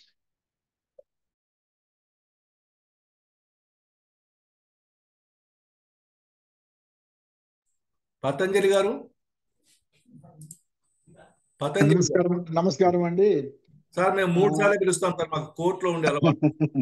మన పరిమితమైన సమయం ఇక్కడ ఆయనకి, కానీ ఈ కాస్త సమయంలోనే అంత బహుముఖీనమైన ప్రజ్ఞ అంటారు చూశారు కదా. ఆయన నారాయణ రెడ్డి గారు ఒక యాంగిల్ కాదు, అన్ని యాంగిల్లోనూ కూడా కవర్ చేసుకుంటూ, ఎందుకంటే ఆ వక్తృత్వం గురించి చెప్తారా లేదా అని అనుకుని చివరిదాకా చూశాను అనమాట. ఆ పాయింట్ కూడా కవర్ చేశారు. అందుకని చెప్పి, ఎందుకంటే నేను 4-5 సార్లు ఆయన ఉపన్యాసాలు విన్నాను, చాలా గొప్ప ఉపన్యాసం ఆయనవి. అందుకని చెప్పి అన్ని కవర్ చేస్తూ మంచి అద్భుతమైన ఉపన్యాసం చేశారు. ఒకటే విషయం నేను చేసింది అంటే ఆయన విశ్వంబర హిందీ, కన్నడం, మలయాళంలోకి అనువాదం అయింది. రెండోది ఆయన ప్రపంచ పదిని రవాశ్రీహరి గారు సంస్కృతంలోకి అనువాదం చేశారు. ఈ రెండు విషయాలు కూడా ఆయన గొప్పదనాన్ని గురించి చెప్పడానికి ఇది అవుతాయి. ధన్యవాదాలండి, చాలా చక్కగా చెప్పారు. Thank you. కృష్ణమోహన్ రావు. అందరికీ నమస్కారం అండి. అందరూ చెప్పినట్లుగా మనోహర్ రెడ్డి గారు నా ఫ్రెండ్. మొన్ననే 3 రోజుల కింద అచ్చంపేటలో కూడా కలిసాము, అన్ని విషయాలు మాట్లాడుకున్నాం కూడా. మళ్ళీ ఈరోజు తన టాక్ ఉందని తెలుసుకొని చాలా సంబరపడ్డాను. ఎంతో గొప్పగా మాట్లాడారు మీరు. ముఖ్యంగా విశ్వంబర గురించి మనకు కోణంలో అందరినీ పెద్దవాళ్ళని చాలా గొప్ప ఫిలాసఫర్స్ని మీరు కంపేర్ చేస్తూ మాట్లాడారు. లెనిన్ కావచ్చు, మార్క్స్ కావచ్చు అని చాలా గొప్పగా మాట్లాడారు. ఆయనకి ఈజ్ అల్టిమేట్ అండి. తెలంగాణ కవులల్లో ఈజ్ అల్టిమేట్, అది తిరుగులేదు ఆయనకి. Is versatile also. గజల్స్ కావచ్చు, సినిమా పాటలు కావచ్చు, excellent songs he has rendered. ఈ ఆల్సో సింగ్స్ వెల్. నేను త్యాగరాయ సభలో రెగ్యులర్గా వారిని ఒక 3-4 ఏళ్ళు చూస్తుండేవాడిని. ప్రతిరోజు వచ్చేవాడు. ప్రతిరోజు కాకపోయినా వారానికి 4 సార్లు 5 సార్లు వచ్చేవాడు. వచ్చి ఒక అరగంట 30 గంట ఉండేవాడు. ఆయన వస్తే ఆయన ముందు చెప్పుకొని వస్తాడు, నేను వస్తాను, ఒక 15 గంట వింటాను ప్రోగ్రాము, తర్వాత సభ ఉండాల్సిందే అని అంటాడు. వచ్చిన తర్వాత ఒక 5 నిమిషాలు లేట్ అయినా కానీ ఆయన పర్మిషన్ తీసుకొని 5 నిమిషాలు వాళ్ళు కండక్ట్ చేస్తారు, సభ మొదలవుతుంది, తను మాట్లాడతారు, వెళ్ళిపోతారు. రోజు ఒక డైలీ యాక్టివిటీ. ఆ ప్రజల మధ్యలోకి వచ్చి ప్రజల మధ్యలో ఉండి తను రావడము, అంత గొప్ప వ్యక్తిని ప్రతిరోజు నేను చూడడం జరిగింది. ఆయన్ని ఆ రోజు కలుసుకునే భాగ్యం జరిగింది నాకు. తర్వాత ఇంకా చనిపోవడం జరిగింది. తర్వాత చనిపోక ముందు కూడా పెద్దగా రాలేదు తను. చాలా గొప్ప కవి మనోహర్ రెడ్డి గారు, చాలా బాగా చెప్పారు. థ్యాంక్ యూ వెరీ మచ్ అండి అందరికీ. కాసర్ల రంగారావు గారు కెమికల్ ఇంజనీరు ప్లస్ కవి. కవి గారు, ఇది మీ కులం సార్. గాలికి కులమేది అని అడిగినా కానీ ఇది మీ కులం. ఇది సార్, నారాయణ రెడ్డి గారి గురించి చాలా బాగా చెప్పారు మనోహర్ రెడ్డి గారు. ఈ గంటా జలంధర్ రెడ్డి అనేవారు తెలంగాణ వైతాళికులని పెద్ద పెద్ద సంకలనాలు తీశారు. మరి వీరికి తెలుసో నాకు తెలియదు, మరి తెలుసా లేదా వారి గురించి? అదొకటి. తెలుసు సార్, తెలుసు. నారాయణ రెడ్డి గారు చాలా విస్తృతమైన ఒక సముద్రం లాంటి వాడు. సో ఒక సముద్రాన్ని మనకి వాళ్ళ పరిచయం చేశారు. సో మనకు ఎంత సాధ్యమైతే అంత సముద్రాన్ని మనం గ్రోలి ఆనందించాలి. అంత గొప్ప విశిష్ట వ్యక్తిత్వం నారాయణ రెడ్డి గారిది. దాన్ని అద్దంలో కొండను చూపించినట్టుగా చూపించారు మనోహర్ రెడ్డి గారు. ధన్యవాదాలు సార్, అభినందనలు. ప్రకాష్.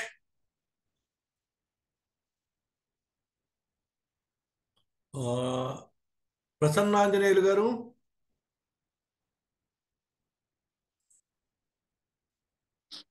పెద్దలందరికీ నమస్కారం అండి.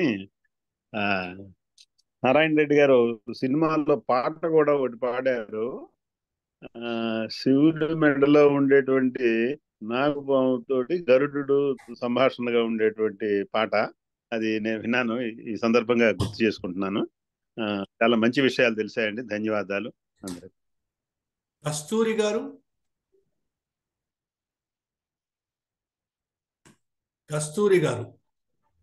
ప్రకాష్.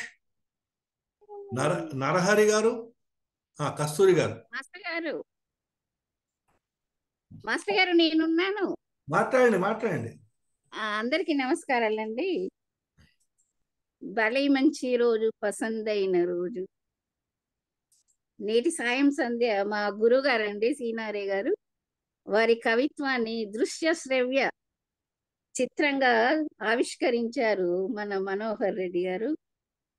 సీనారే వారి కవితా స్రవంతిలో మనందరినీ ఓలలాడించారు. కవితనైనా శిల్పాన్నైనా అందంగా చెక్కగలిగినటువంటి శిల్పి, కవితను పాటను కూడా. అందుకే సీనారే గారికి పాటలు, కవిత్వం తరతరాలకు చెక్కు చెదరకుండా ఉంది. హలో, మాట్లాడండి. వినబడుతుంది. అయ్యో, నాకు కనిపించట్లేదు, అందుకని పోయిందేమో. రవి రాత్రి విశ్రమిస్తాడు గాని కవి చిరంజీవి నిత్యకాంతుడండి. మనోహర్ రెడ్డి గారు అద్భుతంగా, అత్యద్భుతంగా, మనోహరంగా మా గురువు గారైనటువంటి సీనారి గురించి మమ్మల్ని తన్మయత్వం చేసి మీరు తన్మయత్వంగా మా అందరికి అందించారండి. నమస్సుమాంజలి, మీకు ధన్యవాదాలండి. ఈ అవకాశాన్ని మా అందరికీ కల్పించినటువంటి రవికుమార్ గారికి నా నమస్సులు, ధన్యవాదాలు మాస్టర్ గారు. Thank you. తిరుమల చెట్టు నాగేశ్వరరావు గారు, సారీ మిమ్మల్ని మర్చిపోయారు నాగేశ్వరరావు గారు, కొంచెం లేట్ అయింది. ఏ పర్లేదు, అదేం కాదండి. అందరికీ నమస్కారం. ఈ టాపిక్ సెలెక్ట్ చేయటం నా అదృష్టంగా భావిస్తున్నాను. అందుట్లో మనోహర్ రెడ్డి గారు చెప్పింది నాకైతే ఈయన కంప్లీట్గా ఇన్వాల్వ్ అయిపోతే పూనకం వచ్చి సీనారే గారే నాకు ప్రత్యక్షమైనట్టుగా భావించుతున్నాను. ఎంతో సంతోషంగా ఉన్నాను. ఇక దీనికి మించింది ఇంకేం నాకు కనపడట్లేదు. ఇంకొకటేమో ఇది నిమిషాల్లో గంటల్లో కాదు, రోజుల తరబడి తనివి తీరా చెప్పుకొని ఆనందించాల్సిన అవసరం ఉన్నది. సినారే గారి ప్రతిమ కానీ దాంట్లో beauty of the poetry and the words as well. అలాగే ఆయన రాతగాడే కాదు, మంచి పాటగాడు, విశ్వకవి, మానవీయతని చూపించిన మహామనీషి. అలాగే పగలే వెన్నెల జగమే ఊయలా అనుకుంటాం కదా, అలాగే మొట్టమొదటి సినిమా కలల అల్లలపై తేలెను మనసు మల్లె పూవై, ఇంకా వేరే ఎన్నో ఉన్నాయి. ఐ హ్యాడ్ ద ఆపర్చునిటీ అమెరికాలో 80s ఆయన వచ్చినప్పుడు గజల్స్ వగైరా ప్రచురించి అమెరికన్ హెల్ప్తో అందరికీ డిస్ట్రిబ్యూట్ చేశారు. I was one of the recipients. Thank you so much, appreciate your program. Thank you అండి. నేను ఇంకెవరైనా మర్చిపోయి ఉంటే, ఇంకెవరన్నా మిగిలి ఉంటే కైండ్లీ మీకై మీరే అన్మ్యూట్ చేసుకుని. నరహరిరావు గారు. నరహరి, నేను మాట్లాడతానండి. Thank you. ఎందుకంటే నాకు చాలా మాట్లాడాలని అనిపించింది. ఎందుకంటే మనోహర్ రెడ్డి గారు ఎంత బాగా చెప్పారంటే, మీరు ముందే చెప్పేశారు దాని గురించి. కానీ ఒక విషయం మటుకు ఎవరు మెన్షన్ చేయలేదు, అది నాకు వదిలిపెట్టారన్నమాట. ఆయన పేరు గంటా మనోహర్ రెడ్డి గారు అని చెప్పారు కదా, ఆయన గంట కొట్టినట్టు చెప్పారండి నారాయణ రెడ్డి గారి గురించి. ఒక్కొక్క విషయం ఆయన మనసులో చొచ్చుకుపోయేలాగా, ఆయన నిజంగా నారాయణ రెడ్డి గారు ఆయన ఆవహించినట్టుగా అంత ఆయన భయంలోకి దూరి అంత బాగా చెప్పారు. నిజంగా ఆయన చాలా ప్యాషనెట్గా మీరు చెప్పినట్టు. ఎట్లా చెప్పారంటే, భారవి కిరాతార్జునియం భాష్యం రాసేటప్పుడు ఈయన చెప్పాడు, ఎవరంటే మల్లినాథ సూరి, ఘంటాపదం కమపి నూతన మాతనిష్యే, ఇదివరకు అంతా నానా నిబంధ విషమేక పదం నితాంతం నానా సాశంక చంక్రమణ ఖిన్న ధియామ శంకం, అన్ని సందేహాలతో అందరూ ఉన్నారు. ఈ భారవి అర్థం కాక నేను ఇప్పుడు ఘంటాపదం అని రాస్తున్నాను, గంట కొట్టినట్టు, ఏ డౌట్ లేకుండా అట్లా చెప్పారండి. నిజంగా ఆయన గంటా మనోహర్ రెడ్డి గారు నిజంగా చాలా బాగా అభినందిస్తున్నారు. ఎందుకంటే నారాయణ రెడ్డి గారి గురించి మనకందరికీ అన్ని చోట్ల విన్నాం, కానీ పతంజలి అన్నట్టు ఒక్క కాసేపట్లో ఆయన ఒక మంచి ఎట్లా ఆవిష్కరించాడంటే, అందరికి తెలియని వాడు ఎవడన్నా ఉంటే వాడు వెంటనే పరిగెత్తుతాడు నారాయణ రెడ్డి కవితలు చూడాలి ఏంటని. అట్లా అంత బాగా చెప్పాడు ఆయన. నిజంగా చాలా బాగా చెప్పారు. నాకు ఇంకొక విషయం చెప్పి ముగిస్తాను. ఆయన నారాయణ రెడ్డి గారితో నాకు ఒక చిన్న ఇది ఉంది. నేను 1985లో హైదరాబాద్ వచ్చినప్పుడు ఆయన అప్పుడు ఎంత సింపుల్గా ఉండేదండి. ఆయన సిటీ సెంట్రల్ లైబ్రరీ చిక్కడపల్లికి వచ్చి అక్కడ చిన్న హాల్ ఒకటి ఉండేది, దాని మీద స్టేజ్ కూడా ఉండేది, నాకు చేపలు వేసేవాళ్ళు అనుకుంటా. అక్కడ కూర్చునేవాళ్ళు, 2 ట్యూబ్ లైట్లు ఏవో ఉంటే, ఆ టాపిక్ ఏంటో తెలుసు, బడి గుడి అని టాపిక్ ఏదో పెట్టారు. 2 లైట్లు నాకు వెలుగుతూ ఆరుతున్నాయి, ఒకటి ఆరుతుంటే ఒకటి వెలుగుతూ. అది వెంటనే ఆయన సమయస్ఫూర్చుండి, ఏమిటో ఈ బడి గుడి లాగా ఆ 2 లైట్లు చూసి మన టాపిక్ సరిపోయేట్టుగా అది ఒకటి వెలిగితే ఒకటి వెలగట్లేదు అని. ఎందుకంటే ఆ సినిమా ఒకటి వచ్చింది అప్పుడు, ఆ బడిలో ఏముంది గుడిలో ఏముందని, బుద్ధిమంతుడు సినిమా. సో బడికి గుడికి ఒక కాంట్రాస్ట్ పెట్టారు. అలా ఆయన సమయస్ఫూర్తి చాలా బాగుండేది. నిజంగా చాలా గొప్ప కవి. దాని గురించి నేను ఎక్కువ చెప్పను, కానీ ఇది మటుకు చాలా బ్రహ్మాండంగా ఆయన చెప్పారు. అన్వర్థనామధేయుడు అని చెప్పాలి ఆయన. గంటా మనోహర్ రెడ్డి గారు మనోహరమే కాదు, గంట కొట్టినట్టు చెప్పారు. ఇంకా మనం మర్చిపోలేకుండా. చాలా థ్యాంక్స్ అండి. చాలా మంచి ప్రోగ్రాం ఇది. నేను ఈ మధ్య రాలేకపోతున్నాను, క్షమించండి కొన్ని కారణాల వల్ల. ఈసారి మటుకు మన పతంజలి నా మిత్రుడు, అతను ఇది అని కూడా రాలేకపోయాను, కానీ అతను విన్నాను, మీరు పంపించారు. Thank you very much. ఉంటాను సార్. Thank you. రవికుమార్ గారు, నరహర్ గారికి ధన్యవాదాలు చెప్పాలి. మనోహర్ రెడ్డి గారు ఆయన రచనల్లో మీరు చూడండి, బయోడేటా 1981లో ఘంటా పదం రాశారు, 2023లో ఘంటా రావం రాశారు. అది నేను గమనించలేదండి. వారిది రోజు కంటిన్యూ అవుతుందండి, గంటారామం అని రోజు ఎవ్రీడే ఒక 2 lines పోయం పెడతారు సార్, ఎవ్రీడే. రసూనా ఇంకోరు 410726 అని ఉన్నారండి, ఎవరో తెలియదు. నమస్తే సార్, చాలా బాగుంది ఈరోజు. వింటుంటే చాలా సంతోషంగా అనిపించింది. అదే సరిలేరు అనేది ఆ వివరణ, ఆ 2 గుణాలు, ఆ వివరణ చాలా బాగా నచ్చింది. మీరు అది ఎక్స్ప్లెయిన్ చేస్తుంటే చాలా బాగుంది sir. Thank you so much. Thank you అమ్మా, thank you. Prakash okay. So sir, దాదాపు అందరూ మాట్లాడినట్టే ఉన్నారు. ఇక నాకు తెలిసి నేను అందరినీ కూడా పిలిచాను కూడా. సో మళ్ళీ మీరు ముగింపు వాక్యాలు చెప్పే ముందు, ఈ సందర్భంలో పరిస్థితిలో ఆయన రాసిన ఒక పాట, అణువు అణువున వెలసిన దేవా కనువెలుగై మమ్మ నడిపించరావా అనే దోట, మనిషే కరిచే వేళ, ద్వేషము విషమై కురిసే వేళ, నిప్పులు మింగి నిజమును తెలిపి చల్లని మమతల సుధలను చీల్చి అమరజీవులై వెలిగిన మూర్తులు అమృత గుణం మాకు అందించరావా. అంటే ఇవాళ పరిస్థితి చూస్తుంటే, సామాజిక పరిస్థితి విపరీతమైనటువంటి ద్వేషంతో నిండిపోయి ఉంది. అలాంటి కండిషన్లో ఆ మానవుడు దానవుడులో ఆయన రాసిన పాట చాలా అద్భుతమైన పాట, చాలా రెలవెన్స్ ఉన్నటువంటి పాట. సో అదొక్కటి నాకు బాగా గుర్తొచ్చింది అనుకోకుండా. Thank you very much. ఇంకా మీరు క్లోజింగ్ రిమార్క్స్ ఒక 2-3 minutesలో చెబితే, మీరు ఇంకొకటి కూడా మనోహర్ రెడ్డి గారు, మీరైనా మీ ఫ్రెండ్స్ ఎవరైనా సరే ఈ సెంటర్ ఫర్ సోషల్ డైలాగ్లో యాక్టివ్గా పార్టిసిపేట్ చేస్తామన్నా, మీకు ఎలాగో మీరు మా మెంబర్గా ఉన్నారు, మీకు రెగ్యులర్గా మెసేజ్లు మీకు వస్తున్నాయి, ఇంకా ఎవరైనా ఉంటే కూడా చెప్పండి, వాళ్ళ పేర్లు మేము కూడా యాడ్ చేస్తాము. అలాగే మీరు కూడా ఒక్క నారాయణ రెడ్డి గారి గురించి మళ్ళీ ఇంకా ఒకసారి మాట్లాడాలని ఉంటే కనుక, ఒక 2-3 months తర్వాత, సమ్వేర్ అరౌండ్ ఏప్రిల్లో మళ్ళీ ఇంకో సెక్షన్ పెట్టుకుందాం. అప్పుడు ఒక్కొక్క కావ్యాన్ని సపరేట్గా మాట్లాడుదురు. You are welcome.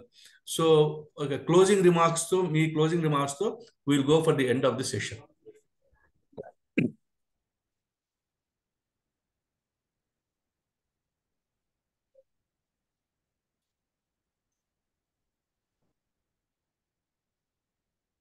వినబడుతుందా సార్? వినబడుతుంది. ముఖ్యంగా మరొక మారు ఈ ప్రసంగం జరుగుతున్నంతసేపు తన ముఖ కవళికల ద్వారా ఆనందాన్ని, ఆమోదాన్ని, ప్రమోదాన్ని ఆత్మీయంగా, ఆదరణీయంగా ప్రసరింపజేసిన రఘుకుమార్ గారిని నేను మర్చిపోలేను. మీకు మరొక్క మారు నా హృదయపూర్వకమైన ధన్యవాద నమస్సులు. పోతే నేను ఇంతవరకు గమనించలేదు, చాలామంది అసలు వాళ్ళు ఇంత సాహిత్యంలో ఇంత సంస్కారం, ఇంత సౌహృదయత, ఇంత ఆదరణీయత, ఇంత ప్రోత్సాహం ఉందని ఈ సంస్థ ద్వారా చాలా నాకు అర్థమైంది. ఒక్కొక్కరు తమ మనసు విప్పి ఈ ప్రసంగాన్ని, వాళ్ళు ప్రసంగం జరిగిన తీరు పట్ల వారు ప్రతిస్పందించిన తీరు నాకు చాలా ఆనందాన్ని ఇచ్చింది. వారందరికీ పేరు పేరున నా హృదయపూర్వకమైన ధన్యవాదాలు. ఇంకో సంతోషకరమైన విషయం ఏంటంటే, ఇప్పుడే నేను గమనించాను, ఇప్పుడే మా వెంకట్ కొత్తూరు గారు చెప్పారు, వారు నేను ఇద్దరం క్లాస్మేట్స్, మహబూబ్ నగర్లో బిఏలో క్లాస్మేట్స్మి. వారు కూడా ఈ సమావేశంలో పాల్గొని తన క్లాస్మేట్ గురించి వారు ప్రతిస్పందించిన తీరు కూడా నాకు ఒక జీవితంలో మర్చిపోయినటువంటి సంఘటనగా మిగిలిపోతుంది. అందుకు వారికి, మిగతా పెద్దలు విశ్వవిద్యాలయం, నేను ఒక మామూలు వ్యక్తిని, మామూలు మనిషిని. అటువంటి వ్యక్తికి విశ్వవిద్యాలయ కులపతులతో మొదలుకొని సాహితీవేత్తలందరూ నా పైన తమ ఆశీస్సుల జల్లును కురిపించడం అనేది నేను మర్చిపోలేనటువంటి విషయం. పోతే కేవీఎస్ గారు ఒక ప్రశ్న అడిగారు, ఒక సందేహాన్ని వెలిబుచ్చారు. వారి సాహిత్యానికి వేరే ప్రేరణ కానీ ఎవరి ప్రభావమైనా ఉంది అని. ఈ విషయంలో నారాయణ రెడ్డి గారు కొన్ని సందర్భాల్లో, ఈ విషయంలోనే కాదు, వారన్నారు తన రచనలకు ఎవరి ప్రభావాలకు ఎవరి ప్రలోభాలకు లోనై రాయలేదని చెప్పారు. ఒకటే మాట చెప్పారు. ప్రత్యేకించి ఈ విషయంలోనే కాదు, వారు తన రచనలన్నింటినీ ప్రభావాలకు లోనై రాసే వ్యక్తిని కాను అని నారాయణ రెడ్డి గారు అన్నారు. ఇది కేవీఎస్ గారు అనుకుంటాను. వారి సందేహానికి నన్ను సమాధానంగా చెప్పదలుచుకున్నాను. పోతే ఈ శుభ సాయంత్రం ఒక అద్భుతమైనటువంటి సాయంత్రం. ఇది సినారే సాయంత్రం కాబట్టి ఈ సినారే సాయంత్రాన్ని వాళ్ళకు అద్భుతమైనటువంటి అవకాశాన్ని మా పెద్దలు సోదరులు రఘుకుమార్ గారు ఇచ్చారు. మళ్ళీ మీరు అవకాశం ఉంటే మళ్ళీ నారాయణ రెడ్డి గారి గురించి మాట్లాడండి. తప్పకుండా సార్, మళ్ళీ ఎప్పుడైనా మీరు అవకాశం ఇచ్చినప్పుడు నేను ఖచ్చితంగా, ఎందుకంటే నేను వాస్తవానికి నా తెలుగు సబ్జెక్టే కాదు, నాది రాజనీతి శాస్త్రం. నేను చదివింది రాజనీతి శాస్త్రం. తర్వాత నేను చేసింది మీకు తెలుసు, కమర్షియల్ ట్యాక్స్ ఆఫీసర్, జిఎస్టీ, ఇప్పుడు జిఎస్టీ అంటారు. కాబట్టి వాణిజ్య పన్నుల శాఖ. వాస్తవానికి తెలుగుతో సంబంధం లేకుండా చిన్నప్పటి నుంచి కాస్త కూస్తో ఆ తెలుగు సాహితీ స్పర్శ ఉండబట్టి కొంత నేను దాంట్లో పెనుగులాడుతూ ఉన్నాను, ఈదులాడుతూ ఉన్నాను. ఇంకా తీరం చేరలేమనుకోండి.